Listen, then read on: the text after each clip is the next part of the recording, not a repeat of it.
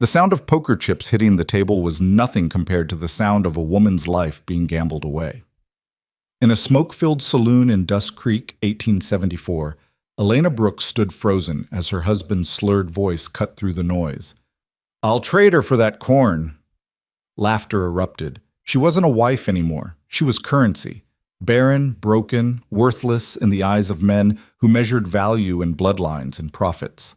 But from the shadows, a rancher with storm-gray eyes and calloused hands stepped forward. He didn't speak. He simply paid. And everything changed. If you want to see how a woman sold for grain became a force no man could break, stay with me until the end. Hit that like button and drop a comment telling me what city you're watching from. I want to see how far this story travels.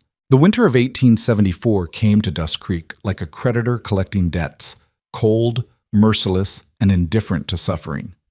Snow piled against the crooked wooden buildings that lined the single main street, and the wind howled through gaps in poorly constructed walls. It was the kind of town where people came to disappear, where questions weren't asked and answers weren't given, where a man could lose everything and no one would remember his name by spring. Elena Brooks had learned not to hope for spring.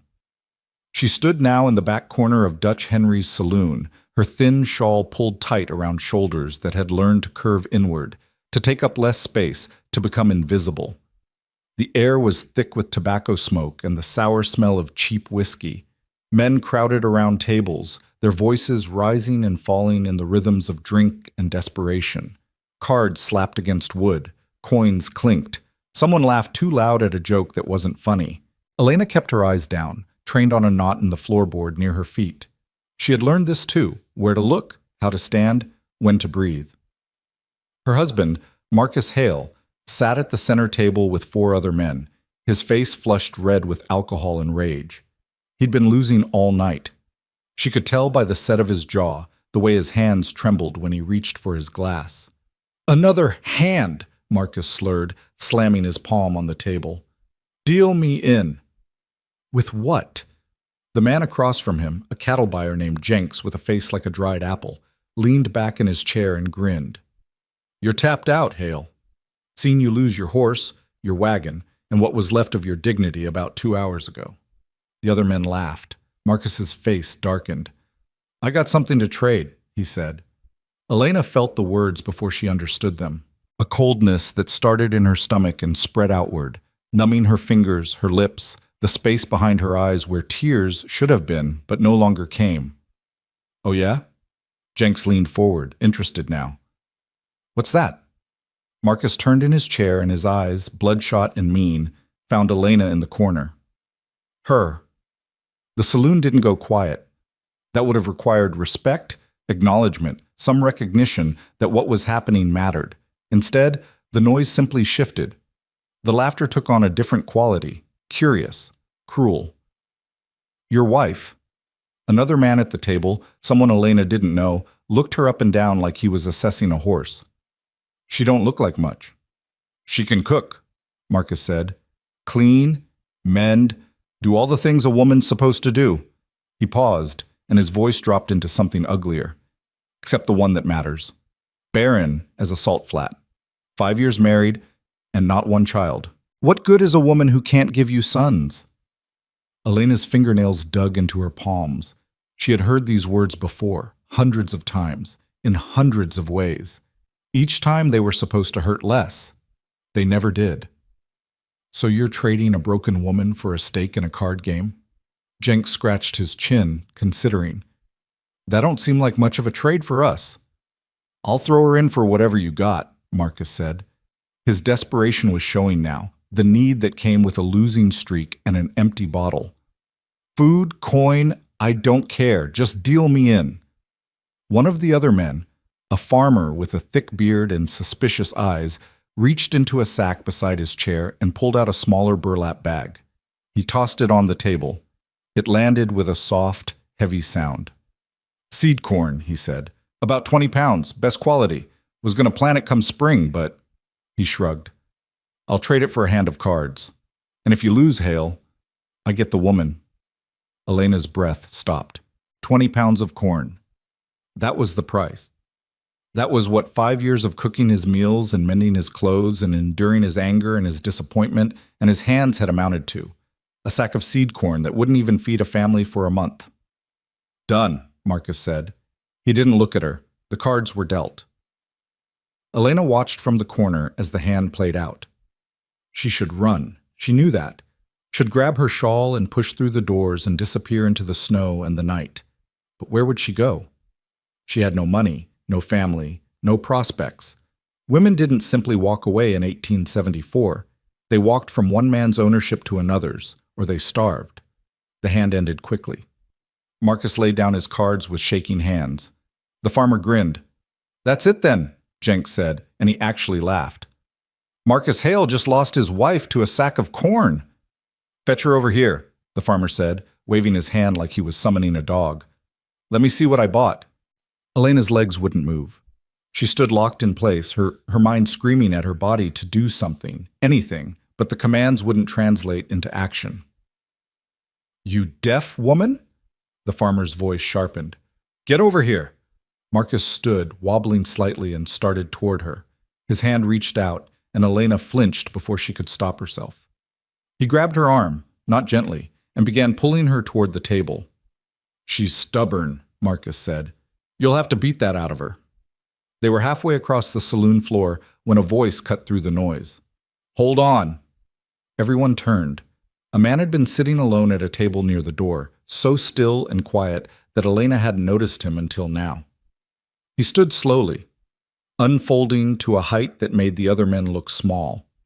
He was broad-shouldered and lean, dressed in a worn canvas coat and a hat that shadowed his face. When he stepped into the lamplight, Elena saw eyes the color of storm clouds, gray and steady and unreasonably calm. "Game's over," the farmer said. "Transaction's done."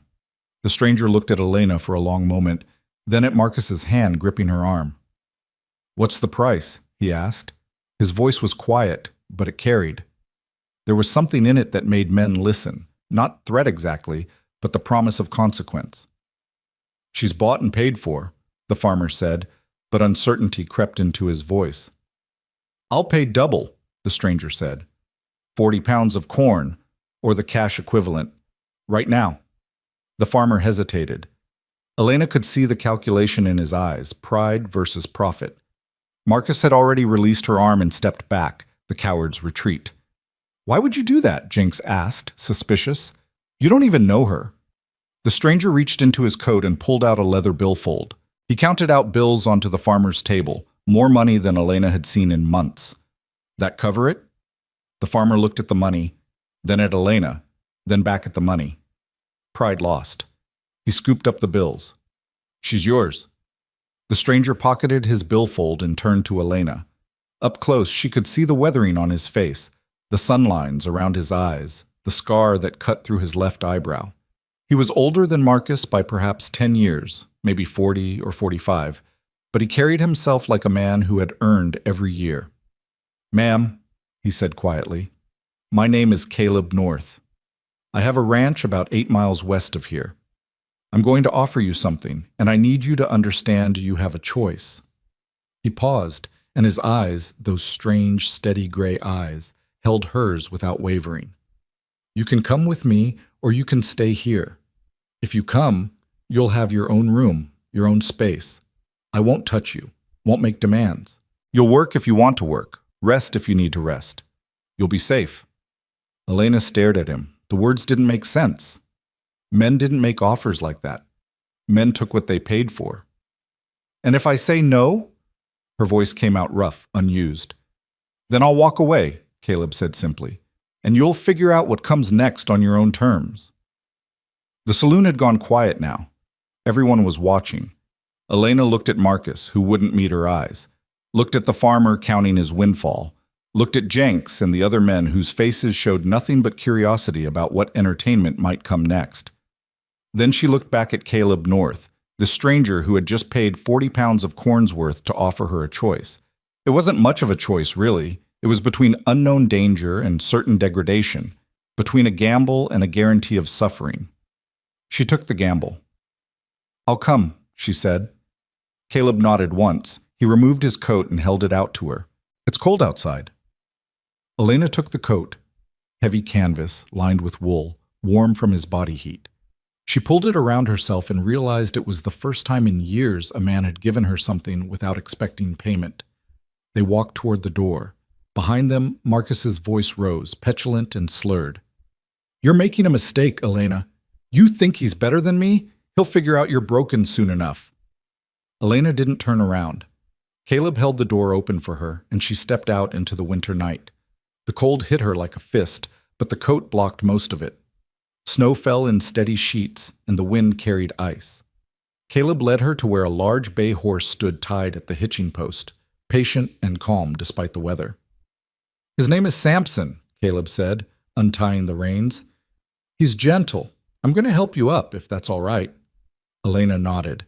She was still waiting for the trap to spring, for kindness to reveal its cost. Caleb laced his fingers together and boosted her into the saddle, then swung up behind her. He reached around her for the reins, careful not to let his arms press against her, maintaining a space between them even as they shared the horse. "It's about an hour's ride," he said. "You warm enough?" Yes. It was the truth. She was warmer than she'd been in months.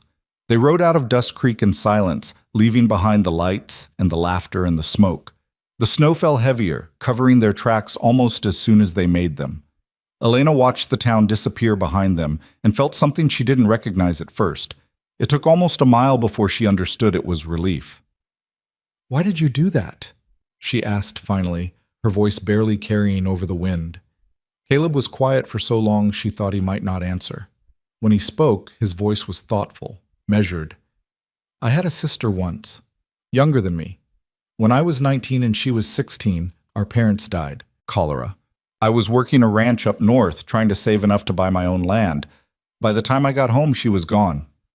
Not dead, sold. Our uncle sold her to a trapper for $30 and a winter's worth of furs. Said she was just a burden he couldn't afford to feed."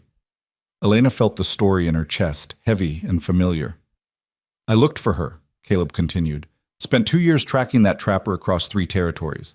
Found him eventually, living in a shack up in the Montana hills. Found her grave behind it. She'd been dead 6 months. He said she fell. I didn't believe him, but there was nothing to do about it by then." "I'm sorry," Elena said. "I learned something from that," Caleb said.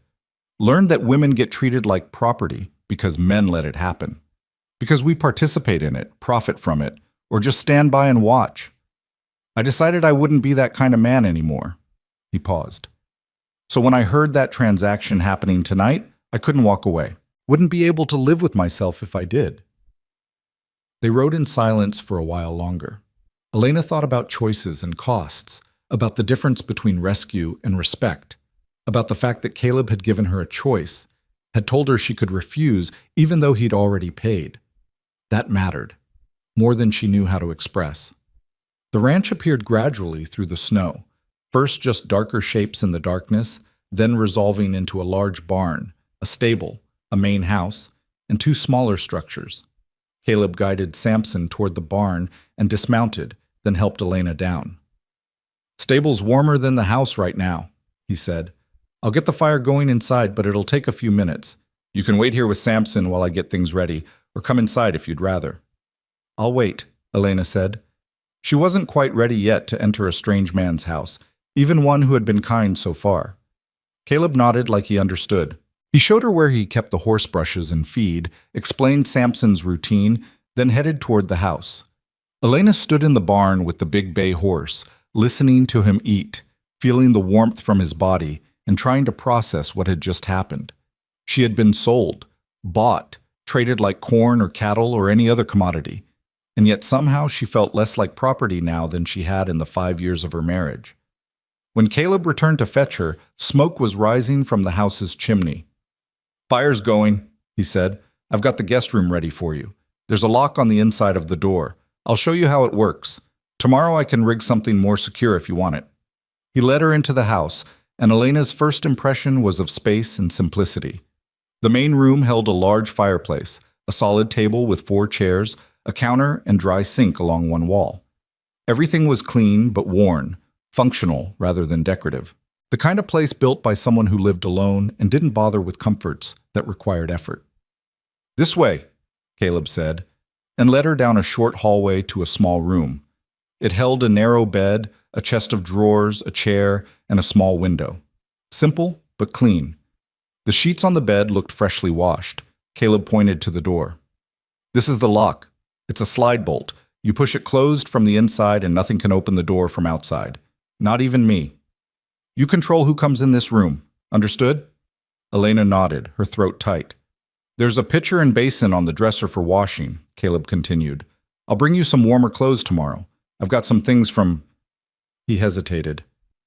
"From my sister. They've been packed away, but they're clean. Should fit you well enough until we can get you something proper."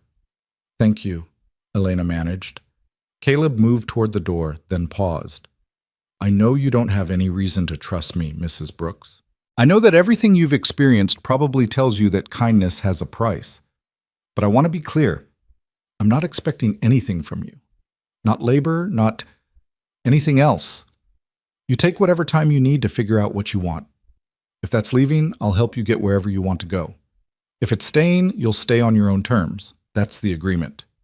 He left before she could respond, pulling the door closed behind him. Elena stood alone in the small room, staring at the slide bolt. Slowly, she reached out and pushed it closed. The sound it made, solid, final, secure, was the most beautiful thing she'd heard in years.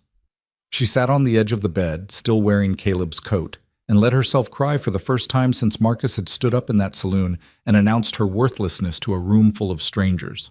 She cried for the woman she'd been, for the life she'd lost, for the years spent trying to be enough for a man who would never see her as more than a failed vessel for his children. And when the tears finally stopped, she lay down on the clean sheets and slept more deeply than she had in 5 years.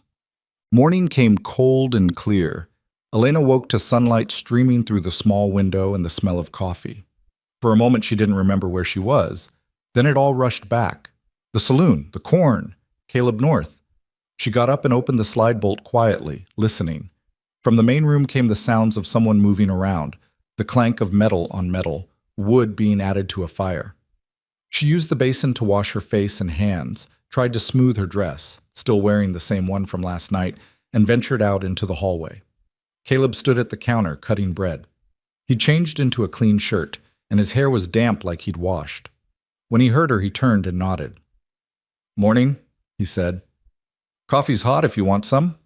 Breakfast is nothing fancy. Bread and butter, some eggs if you're hungry." "Coffee would be good," Elena said. He poured her a cup from a blue enamel pot and set it on the table. Elena sat, wrapping her hands around the warm mug, and watched him work. His movements were efficient, practiced, a man used to caring for himself. "I've got some things to do this morning," Caleb said, setting a plate of bread and a small pot of butter on the table. "Need to check on the cattle, make sure they weathered the storm all right. Probably take me a few hours. You're welcome to stay inside where it's warm, or look around if you want. There's more coffee in the pot." "I could help," Elena heard herself say. Caleb looked at her, surprised. "You don't have to do that." "I know," Elena said. "But I'd like to, if that's all right." Something shifted in Caleb's expression. Not quite a smile, but close. "All right then. But we'll need to get you dressed warmer. That dress won't do anything against the cold." He disappeared into another room and returned with an armful of clothes. Heavy wool pants, a thick shirt, a lined vest, sturdy boots. "These were my sister's," he said quietly. Her name was Sarah. She would have wanted them to be useful. Elena took the clothes and changed in her room, marveling at the practicality of pants, at how much easier they made movement. When she emerged, Caleb handed her a coat, not as heavy as his, but warm, and a hat with ear flaps. "All right," he said, "let's go check on some cows." They spent the morning moving through the ranch, and Elena learned the rhythms of Caleb's world. He had about 50 head of cattle, some horses, chickens, and a coop near the barn. Everything was well maintained without being precious. Fences mended but weathered, buildings solid but plain. A working ranch, not a showpiece. Caleb talked as they worked, but not the way Marcus used to talk. Not filling silence because he needed to hear his own voice, but sharing information because it was useful. He explained which pastures he used for different seasons, how he managed the water supply, where he sold his cattle, come fall. He asked her opinion on things, listened when she spoke, didn't dismiss her observations. It was the strangest morning Elena had experienced in years. By noon, they were both cold and tired. They returned to the house, and Caleb made a simple meal, soup from a pot he'd had simmering on the fire, more bread. They ate in comfortable silence. "Can I ask you something?" Elena said finally. "Of course." "What happens now? I mean," she struggled to find the words. "What am I supposed to do here?" Caleb set down his spoon and looked at her directly. "That's up to you. I told you last night, I'm not expecting anything from you. But if you're asking what life looks like here, I can tell you that. I run this ranch mostly alone. Sometimes I hire help for big jobs like branding or harvest, but day to day it's just me. I work from sunup to sundown most days. I cook simple food, keep the house clean enough, don't bother with much beyond that. If you want to help with ranch work, I'd welcome it. If you want to take over some household tasks, I won't stop you, but none of it is required. You're not here as my servant or my wife. You're just here, safe, until you decide what you want to be next." "That's not how the world works," Elena said quietly. "Women don't just exist. We have to be something. Wife, daughter, servant. We have to belong to someone." "Maybe that's how the world works," Caleb agreed. "But it's not how this ranch works. On this land, you belong to yourself." Elena felt tears threatening again and forced them back. "Why are you doing this?" "Because Sarah didn't get a choice," Caleb said simply. "And maybe I can't fix what happened to her, but I can make sure at least one woman gets to choose her own path." They finished their meal in silence. Afterward, Caleb showed Elena where he kept supplies: food in a cellar, tools in the barn, extra blankets in a chest. Gave her a complete accounting of what he had and where, like he was giving her a map of her new world. That night, Elena locked her door again and lay in bed thinking about choices. About the difference between being given to someone and choosing them. About how Caleb North had paid 40 pounds of corn's worth not to own her, but to free her. It was the strangest transaction she'd ever been part of. And somehow, impossibly, it felt like the only honest one. The first week passed like a held breath, careful, measured, waiting for something to break. Elena woke each morning to the sound of Caleb moving quietly through the house, building up the fire, setting coffee to boil. She would lie in her locked room, listening to these sounds, trying to decode them, searching for the moment when kindness would reveal its true cost. It never came. By the 8th day, she stopped locking the door at night, not because she trusted completely, but because her hands were tired of reaching for that bolt, and some part of her, small and cautious but growing, wanted to believe that maybe, just maybe, Caleb North meant what he said. The rhythm of ranch life became familiar through repetition. Caleb rose before dawn and worked until the light failed, moving through his tasks with the steady efficiency of someone who had long ago accepted that survival required consistency. Elena found herself falling into step beside him, not because he asked, but because idleness felt more dangerous than labor. At least when her hands were busy, her mind couldn't spiral into the dark places where questions lived. They worked mostly in silence those first weeks. Comfortable silence, the kind that didn't need filling. Caleb would point out what needed doing: fences that wanted mending, water troughs that needed breaking free of ice, hay that needed spreading for the cattle. Elena would nod and work alongside him, learning the language of the ranch through action rather than words. One morning in late February, nearly 3 weeks after that night in the saloon, Elena was collecting eggs from the chicken coop when she heard the sound of hoofbeats approaching. Her body tensed automatically, old instincts flaring. She set down the basket and moved toward the house, but Caleb was already stepping out onto the porch, his rifle held casually but ready. A wagon came into view, driven by a woman with iron-gray hair and a face that looked carved from determination. Behind her sat 3 children, 2 boys and a girl, ranging in age from perhaps 6 to 12.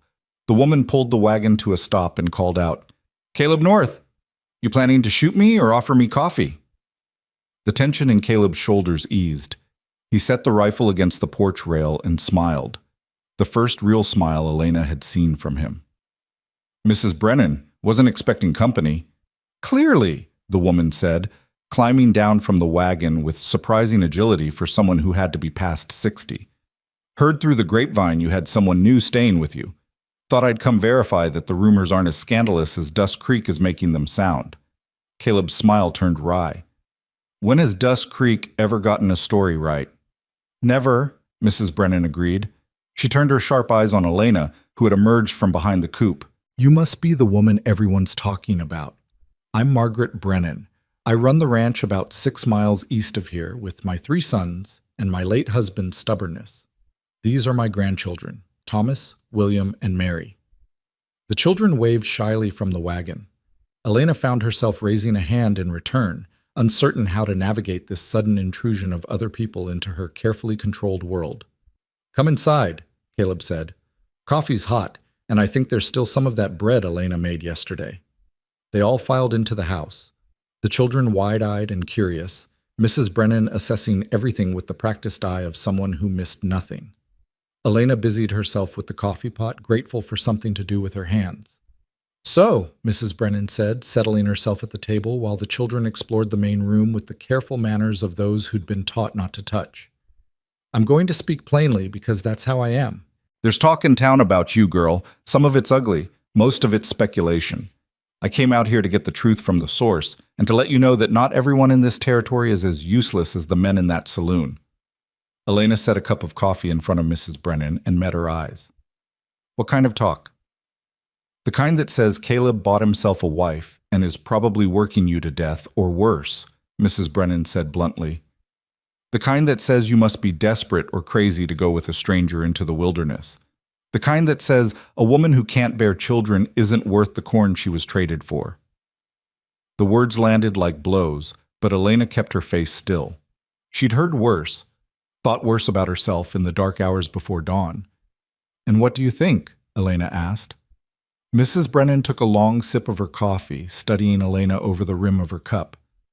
I think Caleb North is one of the few decent men I've met in 40 years of living in this territory. I think his sister's death broke something in him that made him pay attention to things most men ignore. And I think you look like a woman who's been given breathing room for the first time in a long while. Elena felt something loosen in her chest. He's been kind. Kind is easy for a day or a week, Mrs. Brennan said. Let's see if he's still kind in 6 months, a year. But I'll tell you this, if he's not, you come to my place. I've got room and I've got work, and I don't tolerate any man who thinks women are property. She paused. That includes my own sons, who know better than to test me on it. Thank you, Elena said quietly. Mrs. Brennan nodded and turned her attention to Caleb. Now then, I actually came out here for a reason beyond nosiness. Spring branding is coming up in about 6 weeks. I'm going to need extra hands, and I'm willing to pay fair wages plus meals. You interested? Depends on the wages, Caleb said, but Elena could hear the agreement already in his voice. They negotiated terms while the children pestered Elena with questions about the chickens, and whether there were any cats in the barn, and if she knew how to make gingerbread. She found herself answering patiently, even smiling at their enthusiasm. It had been a long time since she'd been around children. Marcus had made sure to avoid families with young ones, didn't want the reminder of what Elena couldn't give him. When Mrs. Brennan finally loaded her grandchildren back into the wagon and prepared to leave, she gripped Elena's hand firmly. You remember what I said. You need anything, you come to me. We women have to look after each other out here because nobody else will. After they left, the house felt quieter than before. Elena cleaned up the coffee cups and put away the bread while Caleb stood at the window, watching the wagon disappear into the distance. She's a good woman, he said finally. Lost her husband 10 years ago to a bad fall. Could have sold the ranch and moved to town, but she stayed. Built it into one of the most productive operations in the territory, just her and her sons. She seems formidable, Elena said. That's a kind word for it, Caleb replied, and there was warmth in his voice. She once chased off a group of claim jumpers with nothing but a shotgun in her tongue. The shotgun was just for show. Her words did the real damage. Elena smiled despite herself. I believe it. That night at dinner, venison stew that Elena had made from a recipe her mother taught her years ago, Caleb asked her a question that caught her off guard. Did you want children? Before Marcus decided you were broken, was it something you hoped for? Elena's spoon paused halfway to her mouth. No one had ever asked her that before. Marcus had simply expected it, then resented her when it didn't happen. But wanted? Had she wanted children, or just wanted to be enough? I don't know, she said honestly. I thought I did because that's what you're supposed to want. What women are for, according to everyone. But now I wonder if I wanted children or if I just wanted Marcus to stop being angry at me. Caleb nodded slowly. My sister used to say something similar, said she couldn't tell anymore what she wanted versus what everyone told her she should want. Made me realize how much we men take for granted, that our wants get to be our own. Did she want to marry that trapper? Elena asked. Or did your uncle just decide for her? She wrote me a letter, Caleb said, his voice going quiet and distant. Got to me 2 months after she'd already left. She said she didn't want to go, but didn't see any choice. Said the trapper seemed mean, but at least he had food and shelter. Said she was sorry for being a burden. He stood and carried his bowl to the counter, his back to Elena. She was 16 years old and she apologized for existing, for needing food and space and care. That's what the world does to women, makes them apologize for having basic needs. Elena felt tears pricking her eyes but forced them back. What was her name? You said Sarah, but tell me about her. What was she like? Caleb turned, surprised by the question, then thoughtful. He sat back down at the table, and for the first time since Elena had met him, he talked freely. Told stories about Sarah as a child, how she used to follow him around the farm, asking endless questions, how she loved horses and could gentle even the most skittish colt, how she had a laugh that sounded like water over rocks, bright and clear, how she'd been teaching herself to read from an old primer their mother had kept, sounding out words by candlelight after their parents had gone to bed. She was smart, Caleb said. Smarter than me by half. Could have done something with her life if she'd been given the chance. Instead, she got sold to a man who worked her to death in a shack in the mountains, and nobody cared because she was just a girl. You cared, Elena said. Not soon enough, Caleb replied. Not when it mattered. They sat in silence after that, the weight of old grief settling between them like snow. But it wasn't an uncomfortable silence. It was the silence of shared understanding, of two people who knew what it meant to be shaped by loss. The weeks rolled forward into March, and the land began to show signs of waking. The snow receded gradually, revealing brown grass and muddy earth. The cattle grew restless in their winter pastures.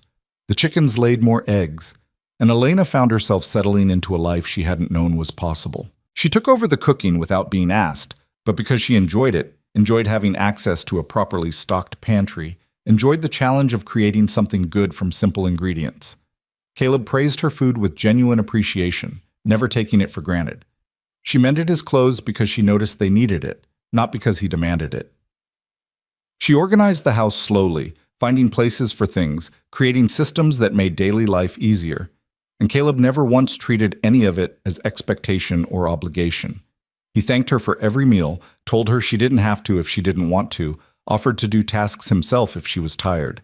It was so foreign to her experience of men that she kept waiting for the reality to assert itself, for him to slip and reveal what he really expected from her. One evening in mid-March, a storm rolled in fast and hard, the kind that made the house shudder and the windows rattle. They'd spent the afternoon securing everything outside, bringing the horses into the barn, making sure the cattle had access to shelter. By the time they got back to the house, they were both soaked and shivering. Elena changed into dry clothes in her room and emerged to find Caleb building up the fire, still in his wet shirt. You should change, she said. You'll catch cold. Will in a minute, he said. Want to get this fire going first. But 15 minutes later, he was still in the wet clothes, focused on preparing dinner. Elena watched him, saw the way he was starting to shiver, and felt something shift in her, not attraction exactly, but a kind of exasperated fondness that surprised her. Caleb North, she said firmly. Go change your clothes right now, or I'm going to assume you're trying to make yourself sick just to prove some kind of point about martyrdom. He looked at her, startled, then laughed, a real laugh that transformed his usually serious face. Yes, ma'am, he said, and disappeared into his room. When he returned in dry clothes, Elena had taken over the dinner preparation. She handed him a cup of hot coffee laced with honey. Drink this, and next time I tell you to take care of yourself, listen the first time. You sound like Sarah, Caleb said, but there was no sadness in it this time, just warmth. They ate dinner while the storm raged outside, and somehow the conversation turned to their childhoods, the things they remembered, the moments that shaped them. Elena found herself telling stories she hadn't thought about in years, about her mother teaching her to make bread, about sneaking out to watch meteor showers with her older brother, about the time she'd tried to rescue a baby bird and ended up with a barn full of cats trying to eat it. Caleb told her about learning to break horses from his father, about the first time he'd successfully delivered a calf, about the summer he and Sarah had built an elaborate fort in the hayloft that had promptly collapsed the first time it rained. They laughed together, and Elena realized it was the first time she'd laughed, really laughed, in years. The sound felt strange coming from her throat, rusty and unpracticed, but good. "Can I ask you something?" Caleb said when the laughter had faded into comfortable quiet. "Of course. What happened with Marcus? I mean, I know what happened at the end, but how did you end up married to him in the first place?" Elena wrapped her hands around her coffee cup, gathering her thoughts. "I was 18. My parents had died the year before. Consumption took them both within weeks of each other. My brother was working up north, sending money when he could, but it wasn't enough. Marcus came through town with a cattle drive. He was handsome, charming, full of plans and promises. He said he wanted to settle down, start a family, build something permanent. I thought," she paused, "I thought he would take care of me. Thought I'd found someone safe." "When did it change?" Caleb asked gently. "About 6 months after we married. I wasn't pregnant yet, and he started making comments. Little things at first, jokes about my cooking, observations about other women who already had babies. Then it got meaner. By the end of the first year, everything I did was wrong. I couldn't cook right, couldn't clean right, couldn't satisfy him, and definitely couldn't give him the sons he wanted." Elena's voice had gone flat, the way it did when she talked about things that hurt too much for emotion. "He started drinking more, started going into town and not coming back for days. When he was home, he was either angry or indifferent. I learned to make myself small, to stay out of his way, to not want anything or need anything, to just exist without taking up space." "That's not existing," Caleb said quietly. "That's just surviving." "Is there a difference?" "Yes," Caleb said firmly. "Existing means you get to want things, to have opinions and preferences and needs. Surviving is just making it through until tomorrow. You've been surviving for 5 years, Elena. You deserve the chance to exist." She looked at him across the table, this man who had bought her freedom with 40 pounds of corn's worth and never once asked for anything in return. "I don't know how anymore." "Then we'll figure it out," Caleb said. "One day at a time. No pressure, no expectations, just figuring it out." The storm passed in the night, and morning came clear and bright. Elena woke to the sound of someone singing, a rough, untrained voice carrying a tune she didn't recognize. She opened her door and found Caleb at the stove, making breakfast and singing quietly to himself. He turned when he heard her and had the grace to look embarrassed. "Sorry, didn't mean to wake you." "You didn't," Elena said. "I didn't know you could sing." "I can't, really, but Sarah used to say that singing while you work makes the work go faster, so I got in the habit." He flipped something in the pan. "Pancakes this morning, if that's all right. Figured we both earned something better than porridge after yesterday." They ate pancakes with butter and the last of some preserves Mrs. Brennan had brought by on her visit. Outside, the world sparkled with melting snow, everything bright and clean and new. "I need to ride out to the far pasture today," Caleb said. "Check on the herd, make sure none of them got into trouble during the storm. You're welcome to come along if you want, or stay here and rest, whatever suits you." Elena considered. The old Elena, the one who had learned to make herself small, would have stayed, would have found work to do in the house, would have kept herself busy and out of the way. But that Elena had been sold for a sack of corn. This Elena, the one who was slowly learning to exist rather than just survive, wanted to see the far pasture. "I'll come," she said. They saddled up 2 horses, Samson for Caleb and a smaller mare named Daisy for Elena. The ride took them across open country, through stands of pine that still held snow in their shadowed places, past a creek running high with snowmelt. Caleb pointed out landmarks, told her the history of different parts of the ranch, explained his plans for the coming season. The cattle were fine, gathered in a stand of cottonwoods and looking mildly annoyed at being checked on. Caleb counted them, looked them over for injuries, nodded with satisfaction. "All accounted for," he said. "That's a good sign. Sometimes after a storm like that, you lose one or two to stupidity or bad luck." On the way back, they stopped at a high point that overlooked most of the ranch. Caleb dismounted and stood looking out over the land, and Elena joined him. "This place used to belong to a family named Peterson," Caleb said. "They came out here 15 years ago with big dreams and not enough practical knowledge. Lost everything in a bad winter. I bought it from the bank for cheap and spent 5 years building it back up into something sustainable." He glanced at her. "It's not much compared to the big operations, but it's mine. Built it with my own hands and my own decisions. Nobody can take it away from me." "It's beautiful," Elena said, and meant it. "It could be better," Caleb said thoughtfully. "Could use more diversification. Maybe some crops, a bigger vegetable garden. Could use better water management. Could use—" He trailed off, then smiled slightly. "Could use a lot of things. But it's a start." They rode back in comfortable silence, arriving as the sun touched the western horizon. That night they played cards by lamplight, a game Caleb taught her that involved more strategy than luck. Elena found herself competitive in a way she hadn't been in years, found herself enjoying the simple pleasure of trying to win. "You're good at this," Caleb said when she won the third hand in a row. "Beginner's luck," Elena replied, but she was smiling. "I don't think so," Caleb said. "I think you've got a head for strategy. You've just never had the chance to use it." Spring arrived in earnest in April, and with it came the branding work at Mrs. Brennan's ranch. Caleb left before dawn and didn't return until after dark, exhausted and smelling of smoke and cattle. Elena found herself missing his presence during those long days, missing the quiet companionship they'd built. She kept herself busy with the chickens and the garden she'd started, but the house felt empty without him. On the third day, Mrs. Brennan herself appeared at the door shortly after breakfast. "Elena? Good, you're here. I need another set of hands at the branding, and I'm willing to pay. You interested?" Elena hesitated. "I don't know anything about branding cattle." "Neither did I until someone taught me," Mrs. Brennan said briskly. "Come on, I'll put you to work with Mary and the other women doing the cooking and supply management. It's hard work but good wages, and you'll meet some of the other women in the territory." So Elena found herself at Mrs. Brennan's ranch, working alongside 6 other women of various ages who managed the enormous task of feeding 20 men working from dawn to dusk. It was chaos and camaraderie, hard work and harder laughter.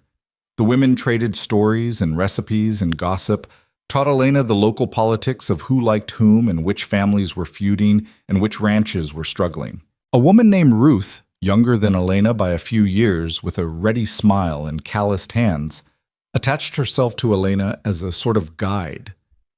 "Don't mind Clara," she said, when one older woman made a sharp comment about Elena's biscuits being too dense. "She's been bitter since her husband ran off with a saloon girl 3 years ago. Takes it out on everyone's cooking." "The biscuits are too dense," Elena said honestly. "They are," Ruth agreed cheerfully, "but that's fixable.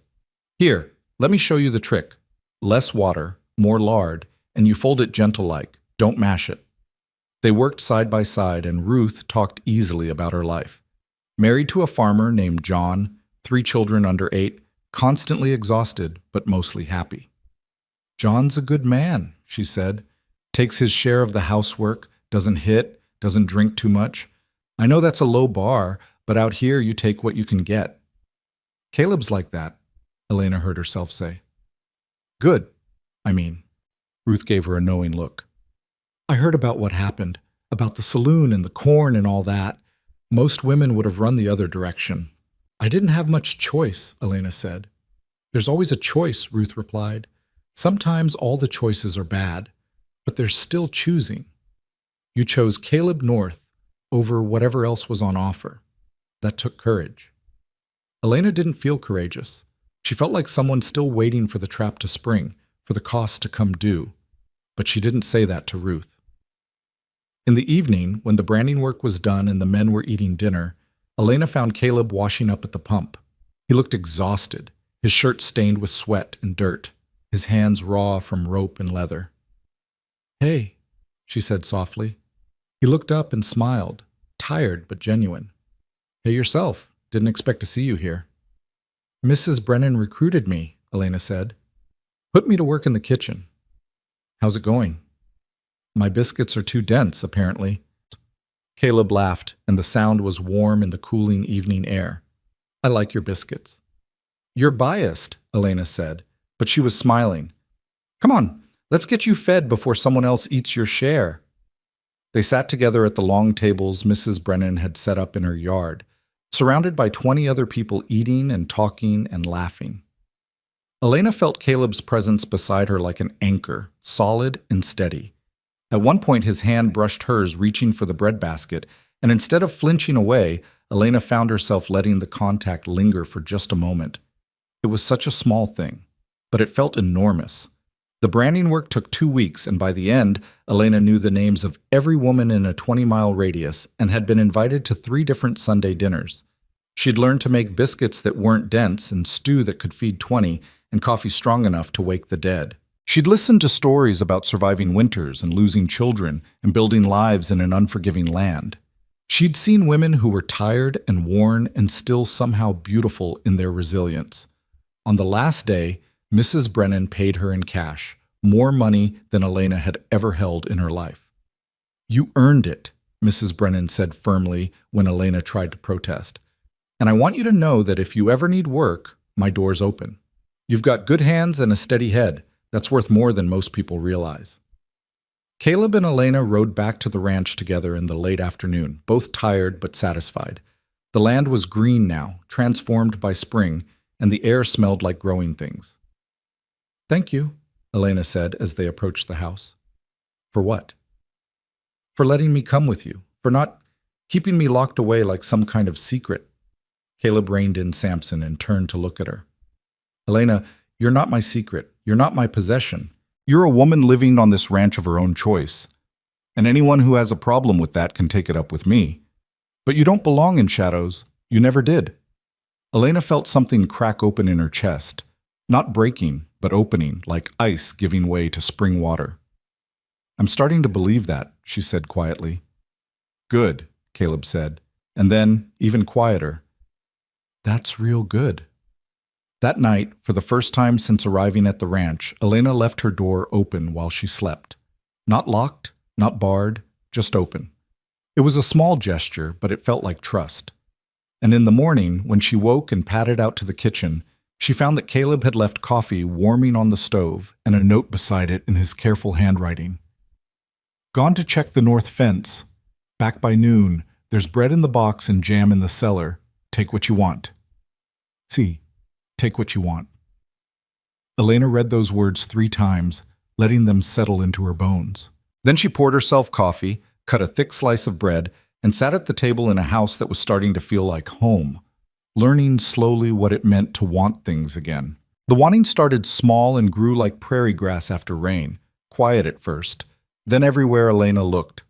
She wanted coffee in the morning without asking permission, wanted to plant tomatoes in the south corner where the sun hit longest, wanted to rearrange the pantry so the things she used most were within easy reach, wanted to sit on the porch in the evening and watch the sky change colors without wondering if someone would punish her for idleness. Caleb encouraged every want, treated each one like it mattered. When she mentioned the tomatoes, he spent a Sunday afternoon building her raised beds from scrap lumber. When she reorganized the pantry, he praised the efficiency and asked her opinion on where other things should go. When she sat on the porch, he sometimes joined her in comfortable silence, other times left her to her thoughts, reading her mood with an accuracy that still surprised her. By late May, Elena had lived at the ranch for 4 months. It felt like 4 years and 4 days all at once, long enough that her old life seemed distant and unreal, recent enough that she still sometimes woke in the night expecting to find herself back in Marcus's house, the whole thing a dream that kindness had conjured. But it wasn't a dream.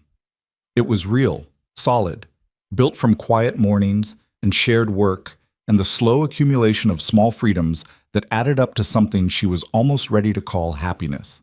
The threat arrived on a Tuesday afternoon in early June. Riding a half-lame horse, and carrying the stink of cheap whiskey and cheaper desperation. Elena was in the garden pulling weeds when she heard the hoofbeats. She straightened, shading her eyes against the sun, and felt her stomach drop when she recognized the rider. Marcus Hale looked worse than when she'd last seen him. Thinner, meaner, with the hollowed-out eyes of a man who'd been losing for so long he'd forgotten what winning felt like. He reined in his struggling horse at the edge of the garden and stared down at her. "Well now," he said, his voice slurred even in the bright light of afternoon. "Don't you look comfortable? Playing house with your new man." Elena's hands tightened on the weeding fork she'd been using. "What do you want, Marcus?" "What do I want?" He laughed, bitter and sharp. "I want what's mine. I want my wife back." "I'm not your wife anymore," Elena said, keeping her voice steady even though her heart was hammering. "You sold me, remember? For a sack of corn." "That wasn't legal," Marcus said, swinging down from his horse with the unsteady grace of the perpetually drunk. "Man can't sell his wife. That was just a transaction between men. But you're still married to me, Elena, still bound by vows, whether some rancher paid for you or not." "Those vows ended the moment you decided I was worth less than seed corn," Elena said. She was backing toward the house now, slowly, trying not to show fear even though it was flooding through her veins like ice water. "Where is he?" Marcus looked toward the barn, the stable, squinting against the sun. "Where's the man who thinks he can take another man's property?" "I'm not property," Elena said, and her voice came out stronger than she felt. "Not yours, not his, not anyone's." "Is that what he told you?" Marcus took a step closer, and Elena could smell him now, sweat and alcohol and something rancid underneath. "That you're free? That you get to choose?" "Women don't choose, Elena. You should have learned that by now." The kitchen door opened and Caleb stepped out onto the porch. He must have heard the voices, the threat in them. He held no weapon, but his presence alone made Marcus stop advancing. "You need to leave," Caleb said quietly. "Right now." "That's my wife," Marcus said, pointing at Elena with a hand that shook. "You had no right to take her." "I didn't take her," Caleb replied, his voice still calm but with steel underneath. "You threw her away. I offered her a choice. She took it. That's the end of the story." "The hell it is." Marcus's hand dropped to his belt, and Elena saw with sickening clarity that he was wearing a gun, old and poorly maintained but still deadly. "I want her back, now. And I want compensation for the months you've been using what belongs to me." "She doesn't belong to you," Caleb said, and he was moving now, stepping down from the porch, positioning himself between Marcus and Elena. "She doesn't belong to anyone, and you need to leave before this gets ugly." "It's already ugly," Marcus said, and his hand closed around the grip of his gun. "Has been since the day I married a barren witch who couldn't even do the one thing women are good for." Elena felt the words like blows, old and familiar, designed to make her small. But something had changed in 4 months of being treated like she mattered. The words still hurt, but they didn't shrink her. "You're drunk," Caleb said, "and you're making threats you're going to regret. Take your horse and ride back to whatever hole you crawled out of. There's nothing for you here." "Nothing?" Marcus laughed again, that bitter sound that held no humor. "I got a wife here. I got property. You have nothing," Elena said, and her voice cut through his rambling like a blade. Both men turned to look at her. "You have nothing, Marcus, because you threw away everything that mattered. You had a wife who cooked your meals and cleaned your house and tried her best to make you happy. You had someone who wanted to love you, and you traded all of that for corn because I couldn't give you sons, because my body didn't work the way you wanted it to." She was moving forward now, past Caleb, past fear, past the old instinct to make herself small. "I spent 5 years apologizing for existing, 5 years trying to be enough for a man who would never see me as anything but a failure. And you know what I learned, Marcus? I learned that I was never the failure. You were." Marcus's face darkened with rage. "You don't talk to me like that. You're my wife." "No," Elena said firmly.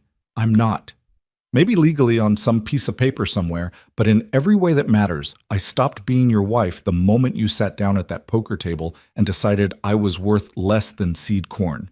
You ended our marriage, Marcus. You, not me, not Caleb. You." "You think he's better than me?" Marcus's voice was rising now, getting louder and more dangerous. You think he wants you for anything other than what I wanted? He's using you, Elena. Soon as he figures out you're broken, he'll throw you away too. He already knows, Elena said quietly. I told him the first week I was here. And you know what he said? He said it didn't matter. Said I wasn't defined by what I couldn't do. Said I got to decide who I was and what I wanted. She paused. That's the difference between you and him, Marcus. He sees me as a person. You only ever saw me as a tool that didn't work right. Marcus's hand tightened on his gun, and Elena saw the decision forming in his alcohol-soaked brain before he fully made it. She saw his fingers start to move toward the trigger, saw the angle of the barrel rising, saw Caleb tense to move, and she stepped forward directly into Marcus's line of fire. Elena, no! Caleb's voice was sharp with alarm, but Elena didn't move. She stood between her past and her future, between the man who had broken her and the man who had helped her rebuild. And she looked Marcus Hale straight in his bloodshot eyes. If you're going to shoot someone, she said clearly, shoot me, because I'm the one who chose to leave. I'm the one who decided I'd rather take my chances with a stranger than spend one more day being treated like I was worthless. I chose this, Marcus. I chose him over you. I chose a future where I get to exist as something more than your disappointment. Get out of the way, Marcus said, but his hand was shaking worse now. No, Elena said. You want me back? Then you're going to have to drag me. You want to punish Caleb for giving me a choice? Then you're going to have to go through me first, because I'm not going to stand aside and let you destroy the first good thing that's happened to me in years. For a moment, everything hung suspended. The sun beat down hot on their heads. A meadowlark called from somewhere in the distance. Marcus's horse shifted and snorted, and three people stood locked in a moment where anything could happen. Then Marcus pulled the trigger.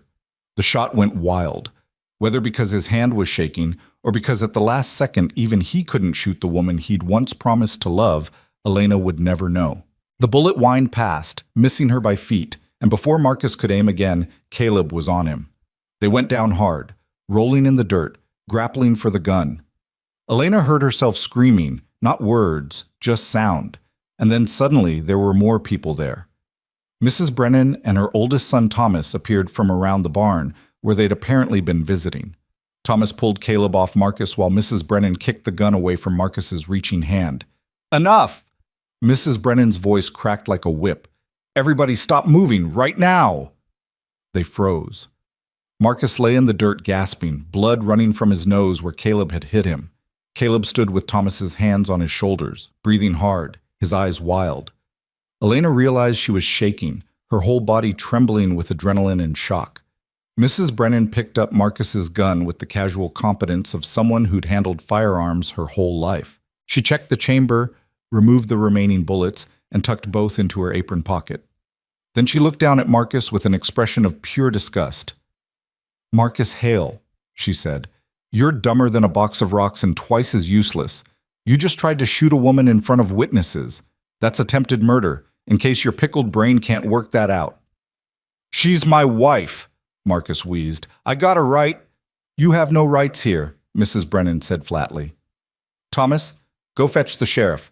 Tell him we've got a man who needs arresting for attempted murder and making threats with a deadly weapon. Go on, boy. Thomas took off at a run toward the barn where his horse was tied. Mrs. Brennan turned her attention to Elena. You all right, child? Elena nodded, not trusting her voice. Mrs. Brennan pulled her into a brief, fierce hug. That was either the bravest or the stupidest thing I've ever seen a woman do. Maybe both. But you stood your ground, and that counts for something. Caleb was at Elena's side now, his hands hovering near her shoulders like he wanted to touch her, but wasn't sure if he should. You could have been killed, he said, and his voice was raw. Elena, you can't. You shouldn't have. I had to, Elena said simply. He was going to shoot you. Better me than you, Caleb said fiercely. No, Elena said, and she was surprised by how certain she sounded. Not better you. I chose this life, Caleb. I chose you. I wasn't going to stand by and watch him destroy it without fighting back. They stared at each other for a long moment, something shifting between them, something that had been building for months finally crystallizing into clarity. But before either could speak, Mrs. Brennan cleared her throat. "We've got a situation to handle first," she said practically. "Romance can wait until after we've dealt with this piece of human garbage." Marcus tried to sit up, but Mrs. Brennan put her boot on his chest. Not hard enough to hurt, but firmly enough to keep him down. "You stay right there. Sheriff's coming, and you're going to answer for what you did here today." "I didn't do anything," Marcus protested. "I just wanted my wife back." "You drew a weapon and fired at an unarmed woman," Mrs. Brennan said. "That's not nothing, you fool. That's years in prison if the judge is feeling merciful. Hanging if he's not." The color drained from Marcus's face as the reality of his situation finally penetrated the alcohol. "It was an accident. The gun went off." "The gun went off because you pulled the trigger," Caleb said coldly. "I was watching. We all were watching. You aimed at Elena and you fired. That's not an accident. That's attempted murder." Marcus started crying then, messy and pathetic, pleading with Elena to tell them it wasn't true, to say it was a mistake, to forgive him one more time. Elena looked down at the man she'd once promised to love and honor, reduced now to tears and snot and desperate bargaining, and felt nothing. Not anger, not pity, not even satisfaction, just a kind of distant certainty that this part of her life was over. "I won't lie for you," she said quietly. "Not anymore. Not ever again." The sheriff arrived an hour later with Thomas, a broad man named Garrett who'd seen enough frontier justice to be unimpressed by most things, but who still raised his eyebrows when he heard the story. He listened to all three witnesses, Elena, Caleb, and Mrs. Brennan, took careful notes, then hauled Marcus to his feet and put him in chains. "You'll need to come to town tomorrow and give official statements," Sheriff Garrett said. "All three of you. This is going to trial, and the judge is going to want to hear directly from everyone who saw what happened." "What about her marriage?" Mrs. Brennan asked, gesturing to Elena. "She's still legally tied to this fool, isn't she?" Sheriff Garrett scratched his jaw. "That's a civil matter, not criminal. She'd need to file for divorce. Usually requires cause, abandonment, cruelty, adultery, that kind of thing." "He sold her for a sack of corn," Caleb said. "That count as abandonment?" "It counts as something," the sheriff said. "I'll talk to Judge Morrison, see what he says. Man who sells his wife in a poker game probably shouldn't get to keep claiming her as property." He looked at Elena. "You want a divorce, ma'am?" "Yes," Elena said without hesitation. "I want to be legally free of him." "I'll see what I can do," the sheriff said. He started leading Marcus toward his horse, then paused and looked back at Caleb. "For what it's worth, North, you did the right thing back in that saloon. Not many men would have stepped up like that. This territory needs more men like you and fewer like him." After they left, Elena, Caleb, and Mrs. Brennan stood in the yard while the sun started its descent toward the horizon. Elena felt wrung out, exhausted in a way that went deeper than physical tiredness. She'd faced down her past and survived, had stood in front of a loaded gun and declared her choice, had finally, fully, closed the door on the woman she'd been. "I should get back," Mrs. Brennan said. "Thomas is waiting with the wagon, but Elena—" She gripped Elena's hands firmly. "You did good today, real good. Takes strength to stand up to a man with a gun. Takes even more strength to stand up to a man who once had power over you. You've got steel in your spine, girl. Don't ever forget that." After Mrs. Brennan left, Elena and Caleb stood alone in the gathering dusk. The adrenaline was fading now, leaving behind the shakes and the reality of what had almost happened. "Come inside," Caleb said gently. "Let me make you some tea. Something to calm your nerves." Elena followed him into the house, sank into a chair at the kitchen table, and watched as he moved through the familiar motions of heating water, measuring out dried herbs from the collection Mrs. Brennan had helped Elena start. His hands were steady, but she could see tension in his shoulders, in the set of his jaw. He set a cup in front of her and sat down across the table. For a long moment, neither spoke. "I thought he was going to kill you," Caleb said finally, and his voice was rough. "When you stepped in front of that gun, I thought—" He stopped, swallowed hard. "I couldn't breathe. Couldn't think. Just kept seeing you falling, bleeding, gone, and knowing it would be my fault for bringing you here, for putting you in danger. Stop," Elena said firmly. None of this was your fault. You gave me a choice when no one else would. You treated me like a person when everyone else treated me like property. If anyone's at fault here, it's Marcus for being a drunk, violent fool, but not you. Never you." Caleb's eyes met hers, and Elena saw fear there still. Fear in something else, something deeper that she wasn't quite ready to name. "Why did you do it?" he asked. "Why did you step in front of him?" Elena wrapped her hands around her cup of tea, gathering her thoughts. "Because for the first time in my life, I had something worth protecting. Not just my own life, but the life I've built here, the person I'm becoming, the future I can see now that I couldn't see before." She paused. "And because you matter to me, Caleb.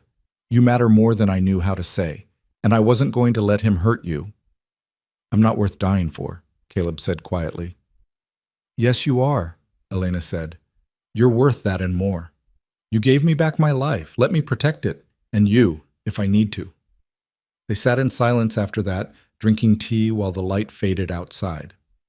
Elena's hands finally stopped shaking. The world slowly righted itself into something manageable again. "I meant what I said out there," Elena said eventually, "about choosing you, about choosing this life.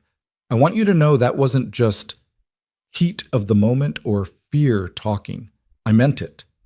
Caleb reached across the table slowly, giving her time to pull away if she wanted. When she didn't, his hand covered hers. The contact was warm, solid, real. "I'm glad you're here," he said simply. "I'm glad you chose this. Chose me. And I want you to know, whatever happens with the trial, with the divorce, with any of it, you have a place here for as long as you want it. No conditions, no expectations. Just a place." "I want it," Elena said. "I want to stay." Something eased in Caleb's expression, a tension she hadn't realized he'd been carrying. "Good," he said. "That's real good." The next day they rode into Dust Creek together for the official statements. The town looked different in daylight without desperation, smaller, shabbier, less threatening. They met Sheriff Garrett at his office, a sturdy building that also served as the jail. Through a barred window, Elena could see Marcus sitting on a cot in his cell, head in his hands. He looked up when they entered, and their eyes met. Elena felt nothing. Whatever power he'd once held over her had burned away in the moment she'd stepped between him and Caleb. He was just a man now, a sad, broken man who'd thrown away everything good in his life because he couldn't see value in anything that didn't serve his ego. "Mrs. Hale," he said, standing and gripping the bars. "Please, you have to tell them it was an accident, that I didn't mean—" "My name," Elena interrupted clearly, "is Elena Brooks, not Hale. I gave up your name the same day you gave up any claim to me. And I won't lie for you, Marcus. Not about this. Not about anything. You tried to shoot me. Everyone saw it. And now you're going to face the consequences of that choice." She turned her backs on him and followed the sheriff into his office, where she gave her statement with calm precision. Described the confrontation, the threats, the gun, the shot. Described how Marcus had aimed and fired deliberately, how only his shaking hand or perhaps some last remaining conscience had kept the bullet from finding its mark. Caleb gave his statement next, his voice flat and factual. Then they waited while the sheriff wrote everything down in careful script, reading it back to them to confirm accuracy. "Judge Morrison wants to see you both tomorrow," Sheriff Garrett said. "He's prepared to hear your case for divorce on grounds of abandonment and attempted violence. Unusual to move this fast, but the judge says a man who tries to murder his wife has forfeited any right to remain married to her." He looked at Elena. "You'll need to swear to the facts under oath, and you'll need to state clearly that you want the marriage dissolved." "I do," Elena said firmly. "I want to be legally free of him."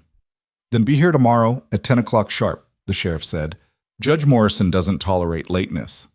They left the jail and walked through town toward the general store, where Elena needed to pick up supplies. People stared, some sympathetic, some merely curious, some openly judgmental. Elena kept her head high and ignored them all. In the store, the owner, a thin woman named Mrs. Kelsey, who'd always been kind despite Marcus's reputation, came around the counter and gripped Elena's hands. "I heard what happened," she said quietly. "I'm I'm glad you're alive, dear, and I'm glad you're finally free of that man. He was poison, and everyone knew it. Thank you, Elena said, surprised by the support. We women have to stick together out here, Mrs. Kelsey said. Not enough of us to waste energy judging each other for surviving however we can. You need anything, and I mean anything, you come see me. Understand? Elena felt tears threatening and forced them back.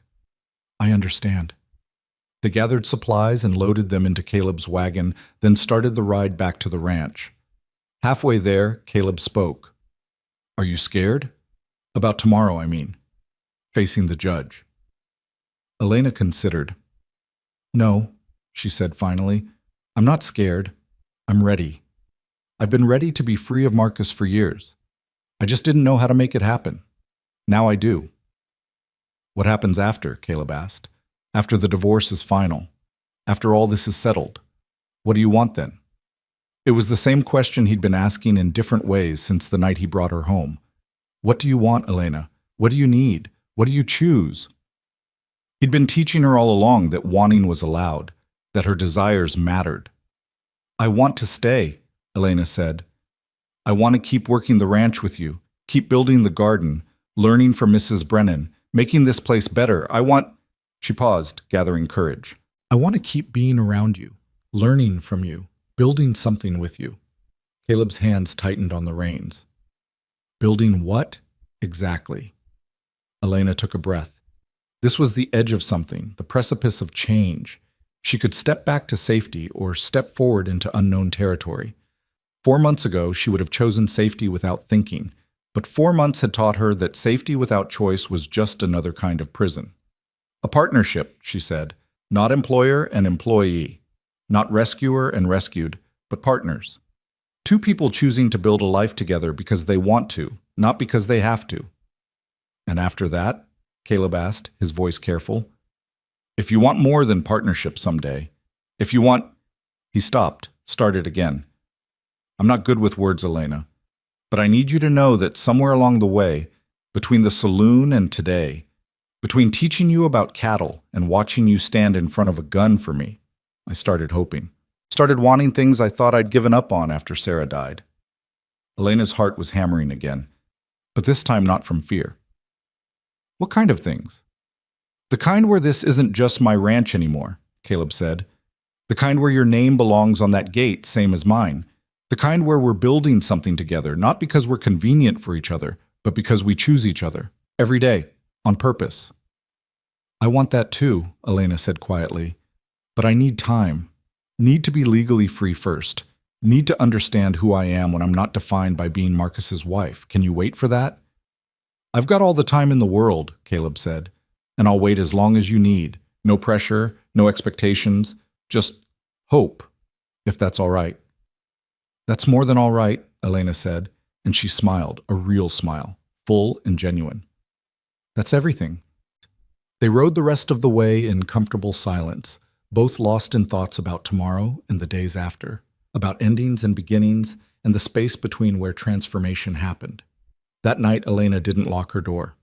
And when she finally fell asleep, she dreamed not of gunshots and threats, but of gardens growing in gates with 2 names carved side by side, and a future she was finally brave enough to reach for. Morning came too early and too bright.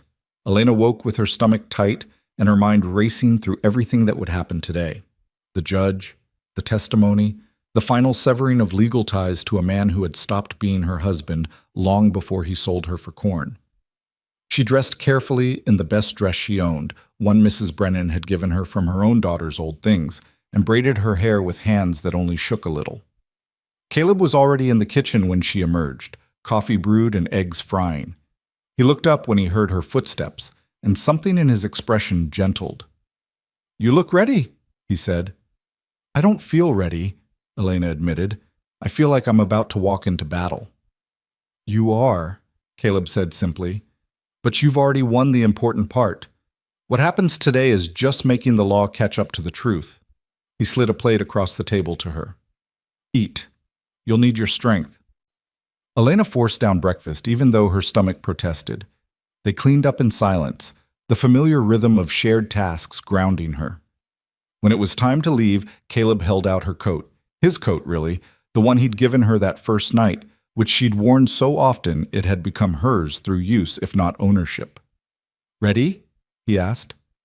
"Ready?" Elena said, and meant it. The ride to Dust Creek took an hour, and they spent it mostly quiet, each lost in their own thoughts. But halfway there, Caleb spoke. "Whatever the judge asks you today, whatever Marcus or his lawyer says, remember you're not that woman anymore, the one who apologized for existing. You're Elena Brooks, and you stood in front of a gun and declared your choice. That woman doesn't owe anyone explanations or justifications. She just tells the truth." Elena reached over and squeezed his hand briefly. "Thank you." "For what?" "For reminding me who I am now." Judge Morrison's courtroom was a modest affair, a large room above the general store that served multiple purposes depending on the day. Today it was arranged with a desk for the judge, a few benches for spectators, and chairs for the principals involved. Elena was surprised to see the benches nearly full. Mrs. Brennan sat in the front with Ruth beside her, and several other women Elena recognized from the branding work, Mrs. Kelsey from the general store. Even some men, ranchers who knew Caleb, townspeople who'd apparently heard about the shooting and come to see justice done. Marcus sat at a table with a lawyer Elena didn't recognize, a sharp-faced man in a dusty suit who looked like he'd rather be anywhere else. Marcus himself looked diminished, cleaned up for court, but hollow-eyed, the bravado of yesterday replaced with something that might have been fear, or might have been the beginning of understanding that he'd destroyed his own life. Sheriff Garrett stood near the door, arms crossed, watching everyone with the neutral expression of someone who'd seen enough human foolishness to be unsurprised by anything. Judge Morrison entered from a side door, a man in his 60s with white hair and sharp eyes that seemed to catalog everything they touched. Everyone stood until he settled himself behind his desk and gestured for them to sit. "We're here today," the judge began without preamble, "to address two matters. First, the criminal complaint against Marcus Hale for attempted murder. Second, the petition for divorce filed by Elena Brooks, née Hale, on grounds of abandonment and violence.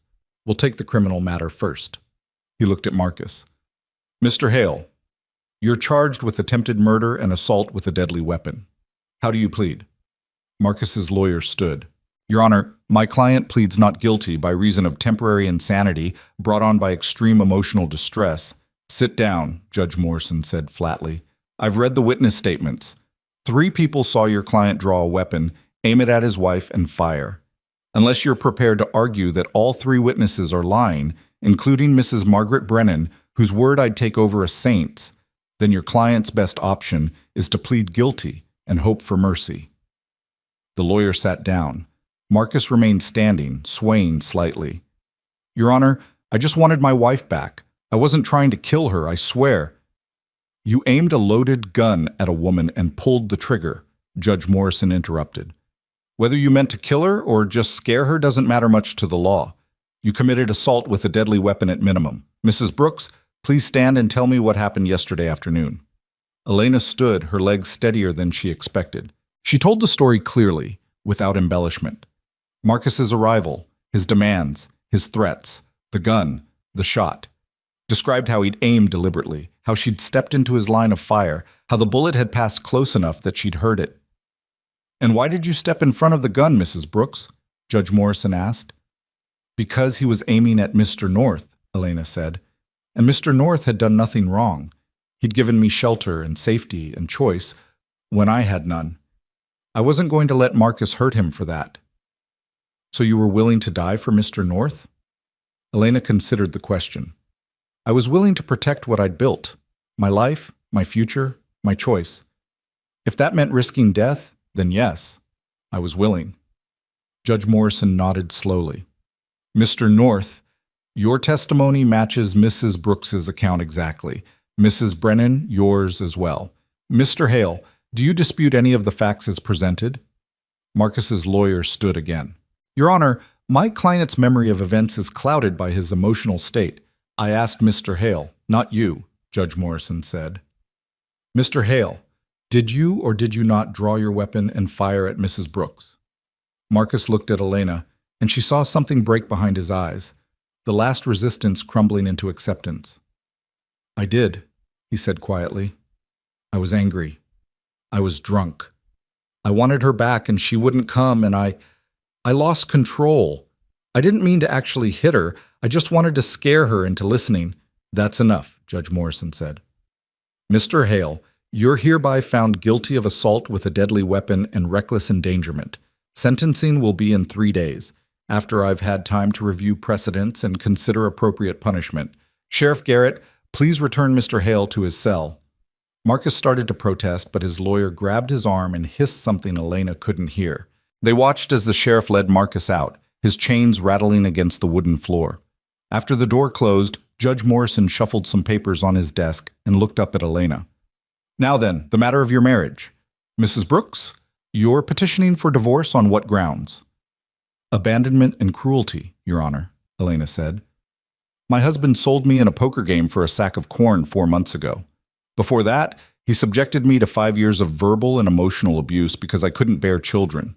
He told me repeatedly that I was worthless, broken, a failure as a woman. He drank heavily and spent our money on gambling while I struggled to keep us fed. And yesterday he tried to shoot me when I refused to return to him. And you're certain you want this marriage dissolved? Judge Morrison asked.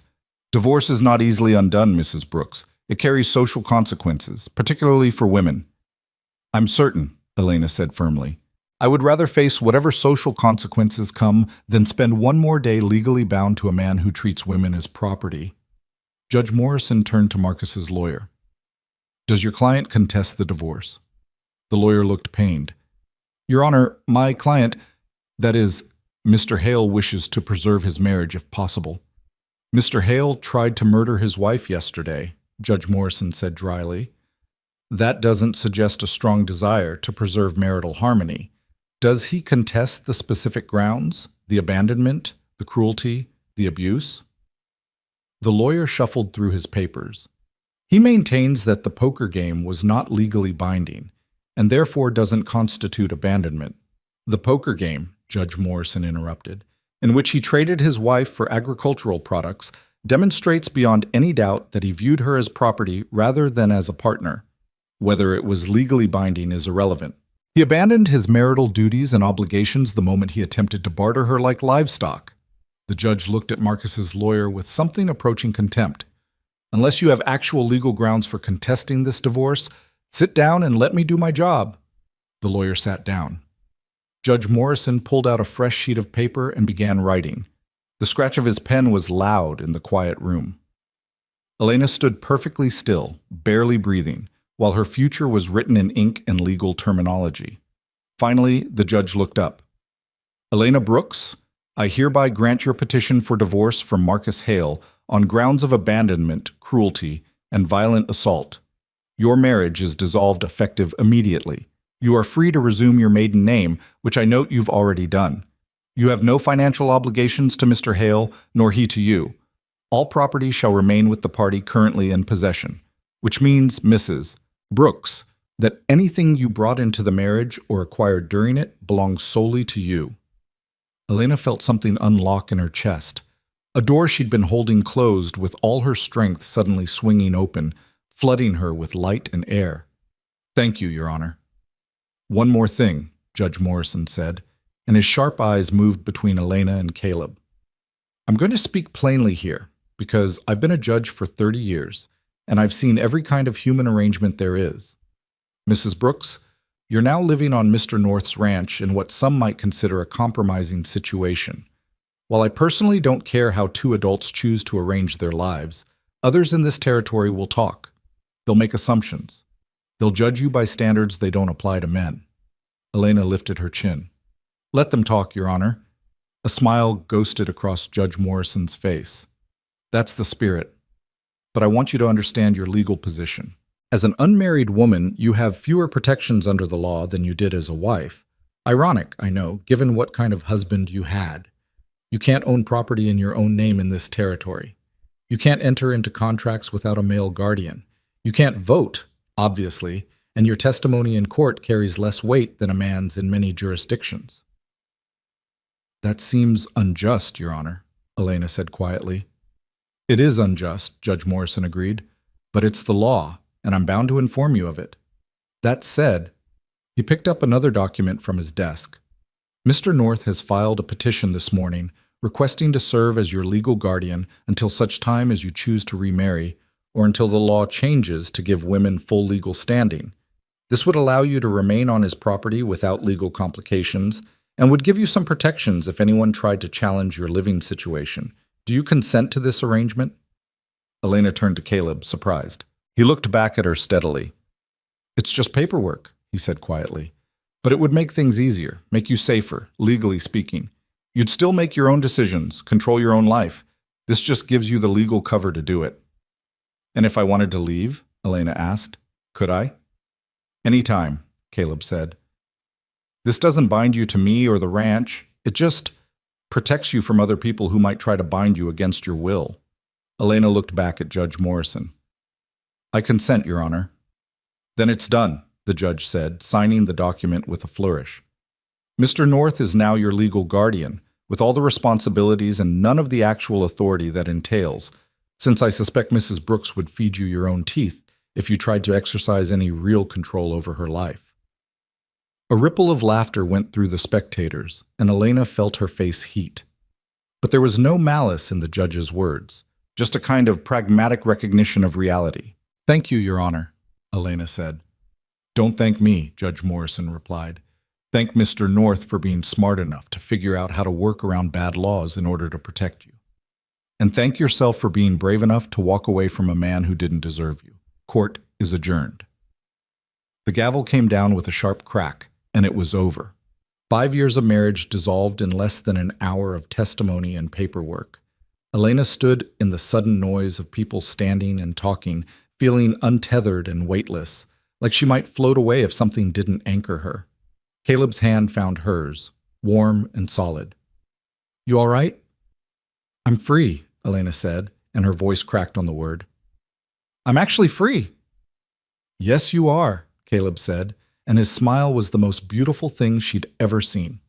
Mrs. Brennan pushed through the small crowd to wrap Elena in a fierce hug. That's how it's done, she said proudly. That's how a woman takes control of her own life. I'm so proud of you, child.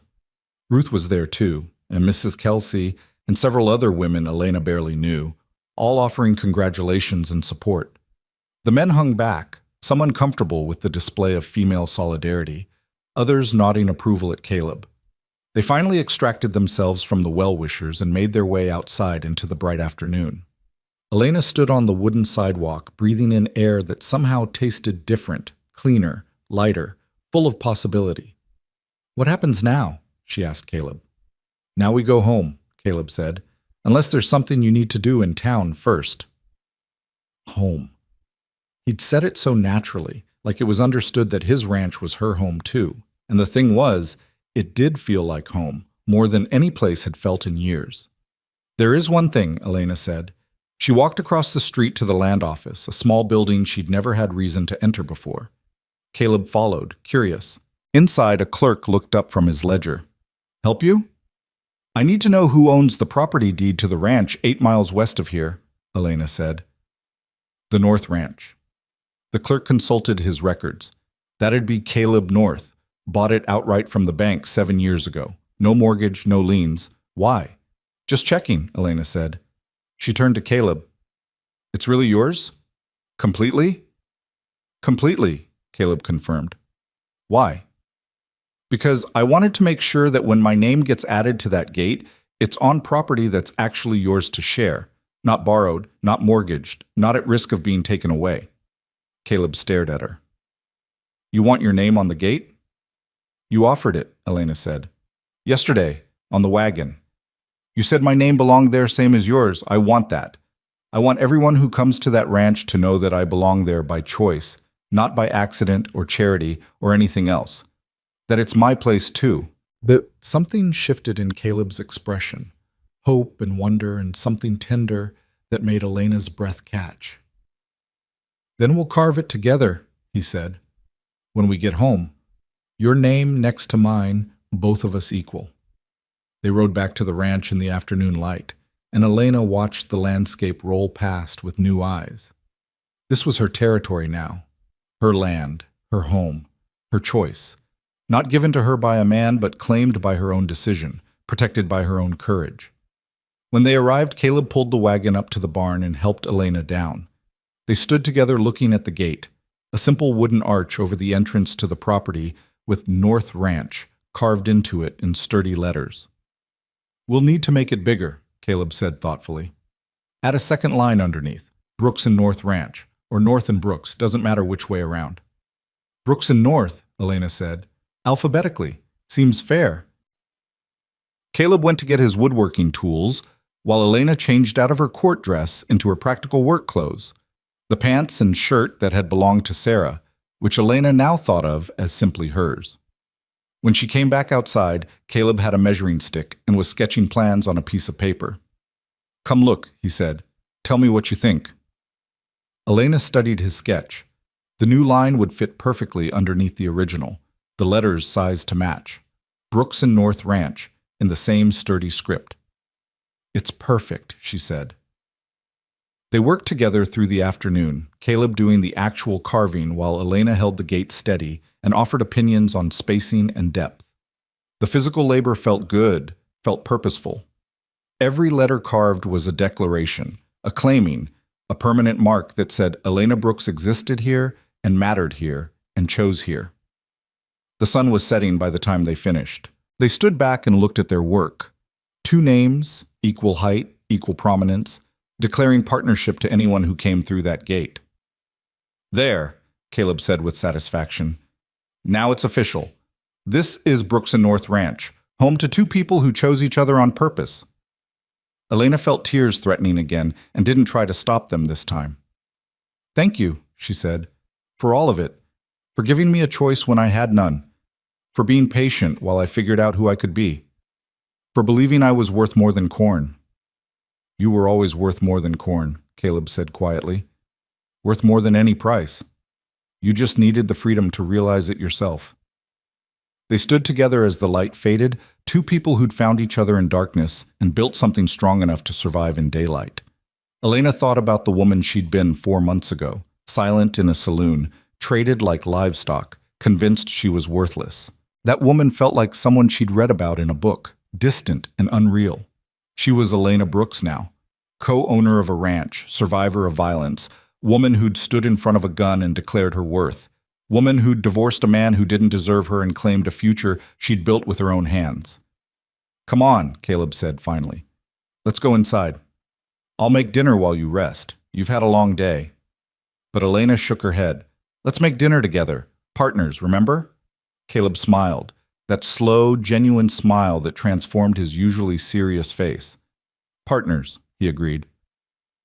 They walked toward the house together, passing under the gate with its new declaration carved in wood. Inside, they moved through the familiar rhythms of evening, building up the fire, preparing food, setting the table. But something had shifted, become settled. The uncertainty that had hung between them for months had crystallized into certainty. Over dinner, soup and fresh bread, simple and satisfying, Caleb asked the question Elena had been expecting. "What happens now? I mean, we've got your name on the gate and the legal situation sorted, but what do you want for the future, long term?" Elena took a sip of water, gathering her thoughts. "I want to build this place up, make it more sustainable, more diverse. I want to expand the garden, maybe add some fruit trees. I want to learn everything you know about ranching and then figure out what I can add to it. I want—" She paused, then continued more quietly. "I want to figure out who I am when I'm not defined by what I lack. When I'm not Marcus's barren wife or Caleb's charity case. Just Elena Brooks, rancher, partner, woman who gets to decide her own worth." "You're not a charity case," Caleb said firmly. "You never were. You're the best decision I've made since I bought this place." "And what do you want?" Elena asked. "For the future, I mean." Caleb was quiet for a long moment. "I want what we're building right now. This partnership where we both contribute, both benefit, both choose to stay because we want to, not because we have to. I want—" He stopped, started again. "I want you to know that if you decide someday that you want more than partnership, I'm open to that conversation. But I'm not going to push, not going to make assumptions. What we have right now is enough. And if it stays this way forever, that's fine by me." Elena felt warmth spread through her chest. That's the first time a man has ever told me that what I am right now is enough. Not what I could be if I changed or what I should be according to some standard. Just enough as I am. You're more than enough, Caleb said. You're extraordinary, and I'll spend as long as it takes making sure you believe that. They cleaned up together after dinner, then sat on the porch in the gathering darkness, watching stars emerge one by one in the vast sky. A coyote called from somewhere in the distance. The horses moved quietly in their stable. The land breathed around them, alive and present. I'm happy, Elena said, surprised by the realization. Right now, in this moment, I'm actually happy. Good, Caleb said. You deserve to be. They sat in comfortable silence while the night deepened around them. And Elena thought about journeys and destinations, about how sometimes salvation came not in being rescued, but in being given the freedom to rescue yourself. About how the strongest foundations were built not on need, but on choice. 4 months ago, she'd been property. Tonight, she was a partner, sitting on the porch of a ranch that bore her name, planning a future she'd chosen for herself. It wasn't a fairy tale ending. It was better. It was real. Earned through courage and sustained by consistent daily choosing, and Elena wouldn't have traded it for anything. Summer arrived with the vengeance, turning the prairie gold and baking the earth until it cracked. Elena woke each morning before dawn to work in the garden before the heat became unbearable, her hands in the soil, coaxing life from dirt and water and stubbornness. The tomatoes she'd planted in May were heavy with fruit now, and she'd added squash, beans, potatoes, herbs that Mrs. Brennan swore by for cooking and medicine both. Caleb worked alongside her most mornings, the two of them moving in practiced synchronization, one weeding while the other watered, one harvesting while the other planned the next planting. They developed a language of glances and small gestures, communication that didn't require words. It was comfortable, this partnership they'd built, solid as the house they shared, reliable as the sunrise. But something was shifting beneath the comfort, like a current running under still water. Elena felt it in the way Caleb's hand would linger a moment too long when passing her tools. Felt it in the way his eyes followed her across the yard. Felt it in her own quickening pulse when he rolled up his sleeves and she caught sight of the corded muscles in his forearms, weathered and strong from years of hard labor. They were circling something, had been for weeks now. Ever since the divorce, ever since her name had been carved into that gate alongside his. A question neither was quite ready to ask, an answer neither knew how to give. 2 months had passed since Judge Morrison dissolved her marriage. 2 months of Elena learning what it meant to exist without fear, without expectation, without the crushing weight of being insufficient.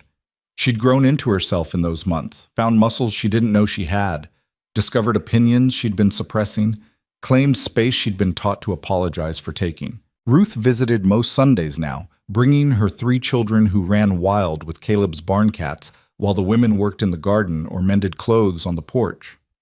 During one such visit in late July, Ruth watched Elena kneading bread dough with efficient motions and said casually, "You look different than when I first met you at the branding." Elena paused mid-knead. "Different how?" "Lighter," Ruth said thoughtfully. "Like someone lifted a weight you'd been carrying so long you forgot it was there. And the way you are with Caleb, it's nice to see. 2 people who actually like each other's company." "We're partners," Elena said, returning to her kneading. "Partners," Ruth repeated with a knowing smile. "That what you're calling it?" Elena felt heat rise to her face. "What else would we call it?" "I'm not saying there should be another name for it," Ruth said, holding up her hands in mock surrender. "But I've been married 7 years, Elena. I know what it looks like when 2 people are dancing around feelings they're not quite ready to name. And you and Caleb? You're dancing." After Ruth left, Elena stood on the porch, watching the sun set in brilliant oranges and reds, thinking about dancing and naming and the gap between wanting something and being brave enough to reach for it. She'd claimed so much already, her freedom, her name on a gate, her place in this world. But claiming another person's heart, offering her own in return, that felt like a different kind of courage. The next morning, Sheriff Garrett appeared at the ranch with news. Elena was collecting eggs when she saw him riding up, and her stomach clenched with old instinct. Authority meant trouble, meant consequences, meant nothing good. But Caleb was already walking out to meet him, and the sheriff was smiling, so perhaps not all trouble after all. "Mrs. Brooks, Mr. North," Sheriff Garrett called out, dismounting. "Got some news from Judge Morrison you'll want to hear." Elena set down her egg basket and joined them. "What kind of news?" "Marcus Hale's sentencing came through yesterday," the sheriff said. "Judge gave him 5 years for assault with a deadly weapon to be served at the territorial prison in Canyon City. No chance of early release given the nature of the crime. He's being transported there tomorrow morning." Elena felt something release in her chest that she hadn't realized she'd been holding. 5 years, she repeated. "Could have been worse," Sheriff Garrett said. Judge was inclined toward 10, but Marcus's lawyer argued that his intoxication and emotional state should be considered mitigating factors. Judge compromised at 5, said it was enough time for a man to either find redemption or confirm his own damnation. "Thank you for letting us know," Caleb said. "There's one more thing," the sheriff said, pulling an envelope from his coat. "Marcus wanted me to give you this, Mrs. Brooks. I read it first. It's my job to review prisoner correspondence, and I can tell you it's not threatening, but you don't have to take it if you don't want to." Elena stared at the envelope like it might bite her. Part of her wanted to refuse it, burn it unseen, deny Marcus even this small connection. But another part, the part that had spent 2 months learning to face difficult things head-on instead of hiding from them, needed to know what he had to say. "I'll take it," she said, accepting the envelope. After the sheriff left, Elena walked out to the far pasture where she could be alone. She sat under a cottonwood tree, the envelope heavy in her hands, and almost convinced herself not to open it. But finally, curiosity and perhaps some lingering sense of closure won out. She broke the seal and unfolded the single page inside. Marcus's handwriting was shakier than she remembered, probably from withdrawal or stress or both. The letter was brief. "Elena, I don't expect you to forgive me. I don't deserve it, but sitting in this cell for 2 months has given me time to think, without the fog of whiskey dulling my brain, and I need to say some things even if you never respond. You were never the failure. I was. I took a good woman and tried to break her down into something I could control because I was terrified of my own inadequacy. I blamed you for not giving me children when the truth is I would have been a terrible father. I can see that now. Everything you said that day was true. I threw away something valuable because I couldn't see its worth. And when you found someone who could see it, I tried to destroy it because I couldn't stand watching you be happy with another man when I'd made you so miserable.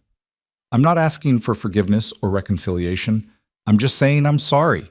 Sorry for wasting 5 years of your life. Sorry for making you believe you were broken when you were whole all along. Sorry for trying to kill you when you finally found the courage to choose yourself.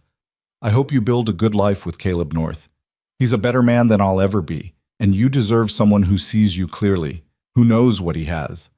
Marcus Elena read it twice, waiting for tears or anger or some strong emotion, but all she felt was a distant sadness for the waste of it all. 2 people trapped in a marriage that served neither of them, both damaged in different ways by expectations neither could meet.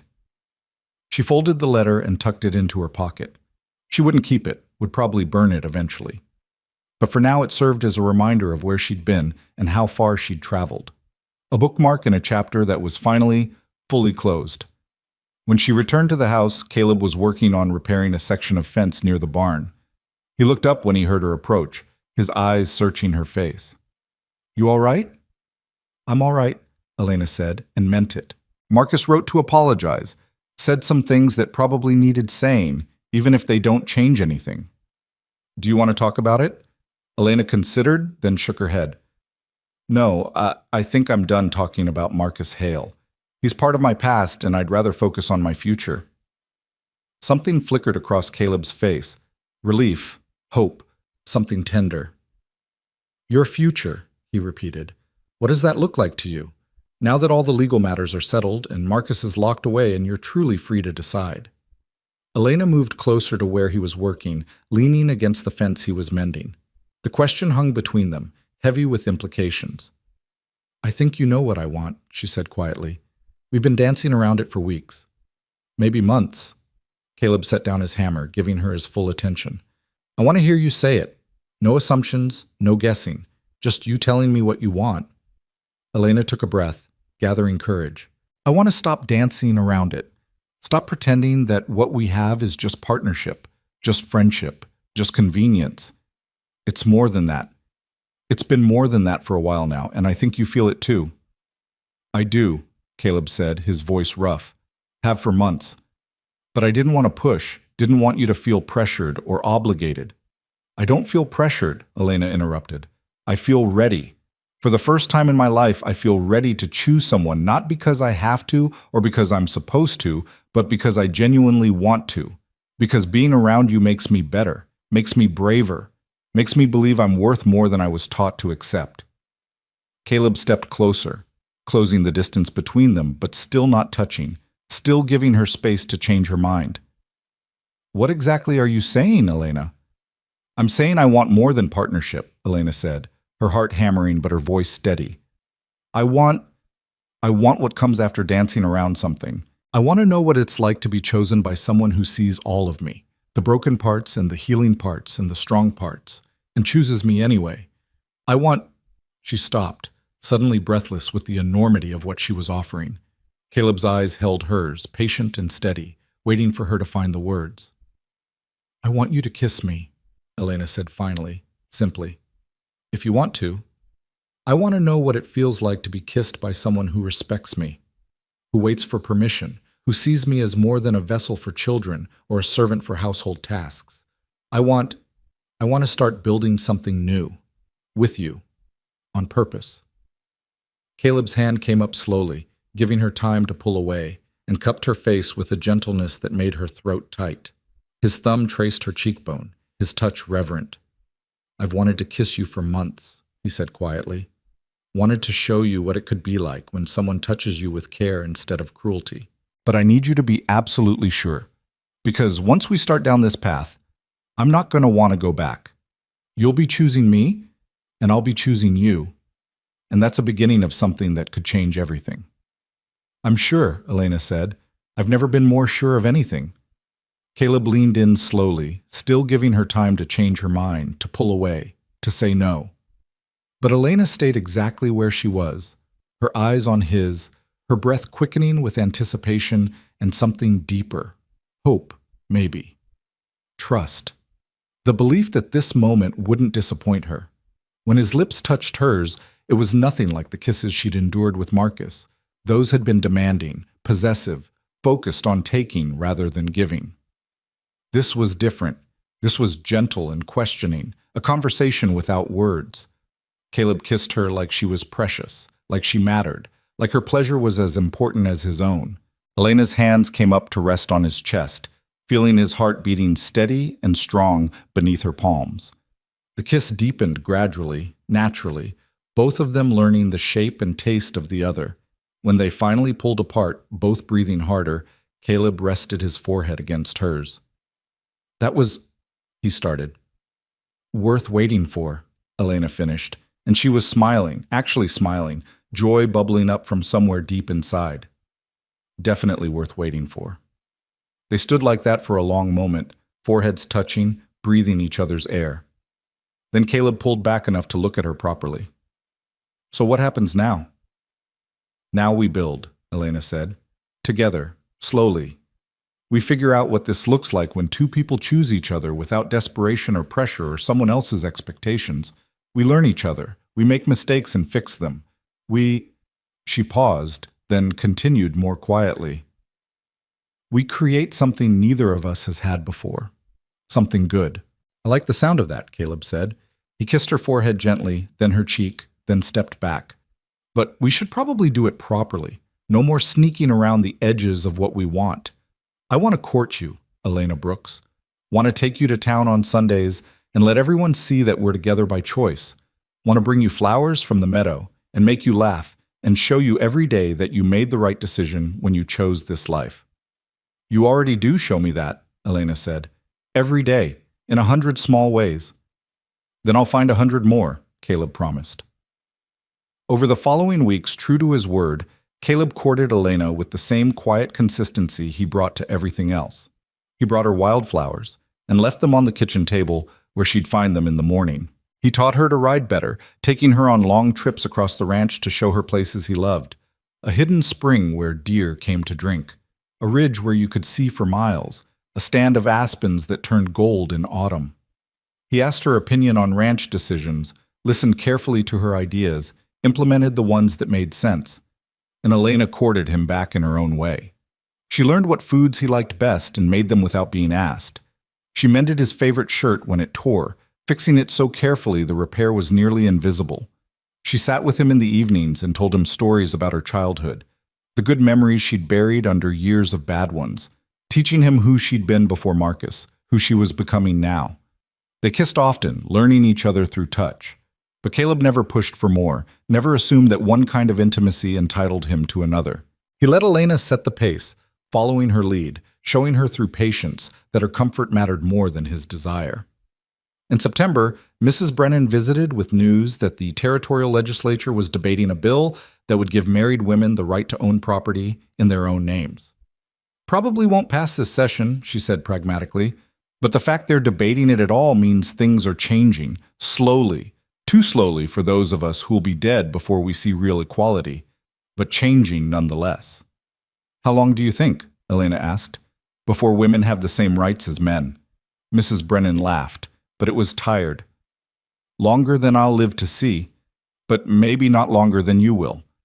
Your generation, the ones coming after, you'll push further than we could. You'll make changes we could only dream about. After Mrs. Brennan left, Elena and Caleb sat on the porch watching the sunset. Elena was quiet, thinking about rights and changes and futures that might not include the people who fought hardest for them. "What are you thinking about?" Caleb asked. "About how much had to be wrong before I could find my way to something right," Elena said slowly. "About how I had to be sold like property before I could understand I was never property at all. About how Marcus's cruelty led me here, to you, to this life. And I don't know if I should be grateful for the journey or angry about the necessity of it." "You can be both," Caleb said. "Things can be terrible and transformative at the same time. What matters is what you do with it, what you build from the wreckage." "And what are we building?" Elena asked. Caleb was quiet for a moment. "A partnership that looks like marriage but isn't constrained by what marriage usually means. Two people choosing each other every day, sharing a life, sharing work, sharing themselves. Building something that matters to both of us, not because the law requires it or society expects it, but because we want it." "That sounds nice," Elena said, "but also fragile. What happens when the wanting changes, when one of us wakes up and decides this isn't enough anymore?" "Then we talk about it," Caleb said simply. "Make new agreements. Adjust the terms. Or part ways if that's what's needed, though I hope it won't be. The difference between this and what you had with Marcus is that this is built on choice, on consent that can be given or withdrawn, on the understanding that neither of us owns the other." Elena reached over and took his hand, lacing their fingers together. "I don't want to part ways. I want to keep building this, want to see what it becomes when we give it time and care and honest effort." "Me too," Caleb said, squeezing her hand gently. October brought the first frost, and with it a decision that had been growing in Elena's mind for weeks. One morning over breakfast, she said carefully, "I've been thinking about the house, about our sleeping arrangements." Caleb looked up from his coffee, alert. "All right. We each have our own room," Elena continued, "which was necessary at first, essential even. I needed that space, that door I could lock, that guarantee of privacy, but I don't need it anymore. Or rather," she corrected herself, "I don't want it anymore. I want to share a room with you, share a bed, share that kind of intimacy." Caleb set down his cup carefully. "You're sure? There's no rush, Elena. We can keep things as they are for as long as you need." "I'm sure," Elena said firmly. "I've had 6 months to figure out who I am without a man controlling my body and my space. And what I've figured out is that I'm someone who wants to share herself with you. Not because I have to, not because it's expected, but because I choose to, because I trust you. Because I want to know what it's like to be intimate with someone who sees me as an equal partner." Caleb's hand found hers across the table. "Then we'll take it slow. Learn each other. You tell me what you want, what you don't want. You stop me if anything doesn't feel right. This is about both of us, But your comfort comes first, always. That night, Elena moved her few possessions into Caleb's room, the larger of the two bedrooms with windows that faced east to catch the morning sun. They talked through the afternoon about expectations and boundaries, about Elena's fears and Caleb's promises. And when they finally came together in the big bed with its warm quilts and soft pillows, it was nothing like what Elena had known before. Caleb touched her like she was valuable, asked permission before removing each piece of clothing, stopped when she tensed and waited for her to relax before continuing, showed her that intimacy could be about giving pleasure as much as receiving it, that her satisfaction mattered, that her body was her own even when she chose to share it. Afterward, lying in Caleb's arms while he traced idle patterns on her shoulder, Elena felt something she'd never experienced after intimacy with Marcus. Contentment. Peace. The sense that she'd shared something rather than had something taken. "Thank you," she said quietly. "For what?" "For being patient. For treating me like I matter. For showing me that this could be good." Caleb pressed a kiss to the top of her head. "It's good for me too. Better than I knew it could be when two people are actually choosing each other." They fell asleep tangled together, and Elena woke in the middle of the night to find herself still held safely in Caleb's arms. No part of her wanted to pull away, to put distance between them, to protect herself from vulnerability. She felt safe here, chosen, valued. She felt loved, though neither of them had said the word yet. Winter came early that year, a hard frost in November that killed the last of the garden. Elena and Caleb worked together to harvest what could be saved, to prepare the ranch for the cold months ahead. They'd laid in supplies, repaired buildings, made sure the cattle had access to shelter. And then one morning, Elena woke to find the world transformed by snow, everything white and clean and new. They spent the short, cold days working together and the long nights talking by the fire. Caleb taught Elena to play chess, and she proved to have a strategic mind that regularly beat him. Elena taught Caleb songs her mother had sung, her voice finding confidence in the safety of their home. They read together from Caleb's small collection of books, taking turns with the passages, sharing thoughts about what they meant. On Christmas Eve, Caleb gave Elena a box wrapped in brown paper. Inside was a leather journal, hand-bound, with blank pages waiting to be filled. "For your thoughts," Caleb said. "Your stories, your plans for the ranch, or recipes you want to remember, or just whatever you want to put down in writing." So there's a record of Elena Brooks, not as someone's wife or someone's property, but as herself. Elena ran her fingers over the smooth leather, throat tight with emotion. "I don't know what to write." "Start with today," Caleb suggested. "Write about this moment, about what you're feeling, and then tomorrow write something else. Build a record of your life, one day at a time." That night, Elena made her first entry in careful handwriting. December 24th, 1874. "I am Elena Brooks, co-owner of Brooks and North Ranch. Today I received a gift from Caleb North, my partner in this life I'm building. I am no longer defined by what I cannot do, but by what I choose to create. I am learning what it means to be valued. I am learning what it means to value myself. This is not the life I imagined when I was young. It's better. It's real. It's mine." Spring came again, as it always did, melting the snow and turning the prairie green. Elena planted her garden again, but this time with Caleb's help from the start, the two of them planning together what they wanted to grow. Mrs. Brennan visited in April with news that Marcus had been released early for good behavior after serving 3 years of his sentence, but had immediately left the territory, heading east toward St. Louis. Elena felt nothing at the news beyond relief that he was gone for good.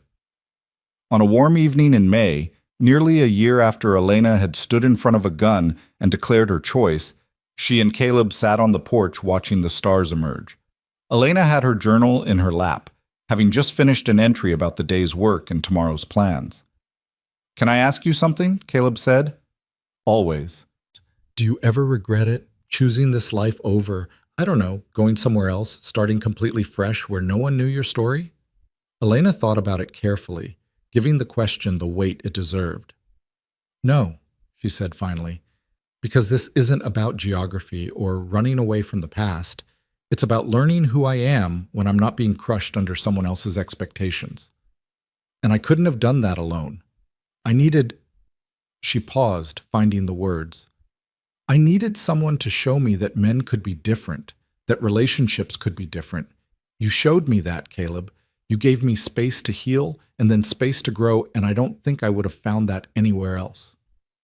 "I'm glad," Caleb said quietly. "Glad you stayed. Glad you chose me." "I'll keep choosing you," Elena said, "every day, for as long as you'll have me."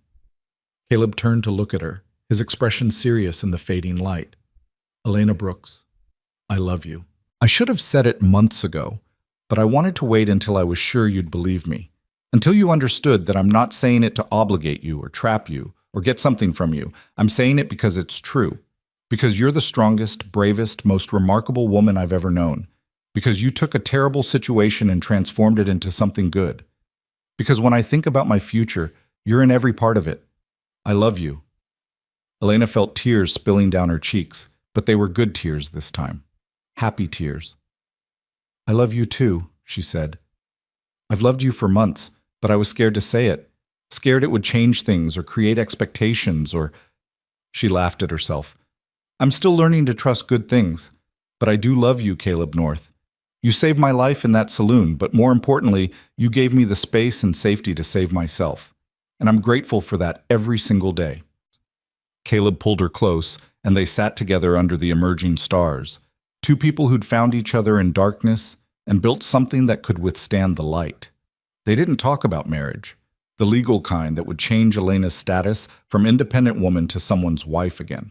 That conversation could come later, if it came at all. What they had was already more real, more binding than any legal document could make it. They had choice. They had partnership. They had love that was given freely rather than extracted through obligation. And they had time, all the time in the world, to keep building, keep choosing, keep creating the life they wanted rather than accepting the one they'd been told to want. Years later, Elena would make an entry in her journal about the woman she'd been that night in the saloon, silent, traded for corn, convinced of her own worthlessness. She would write about transformation and courage, about how sometimes salvation comes not from being rescued, but from being given the freedom to rescue yourself. She would write about a quiet rancher who understood that the rarest gift you could give another person was not protection or provision, but choice. But that was years later. On this night in May, 1 year after everything changed, Elena Brooks simply sat on a porch with the man she loved, under stars that had witnessed her journey from property to person, and knew that she was exactly where she belonged, not because someone had put her there, but because she had chosen it. And in a harsh land that took without asking, that was the most revolutionary act of all. A woman claiming her own life, her own body, her own future. Not through force or anger or violence, but through the quiet daily practice of choosing herself, of knowing her worth, of building something real and lasting from the ruins of what had tried to break her. The woman sold for a sack of corn had become the woman who carved her own name on a gate, and that made all the difference.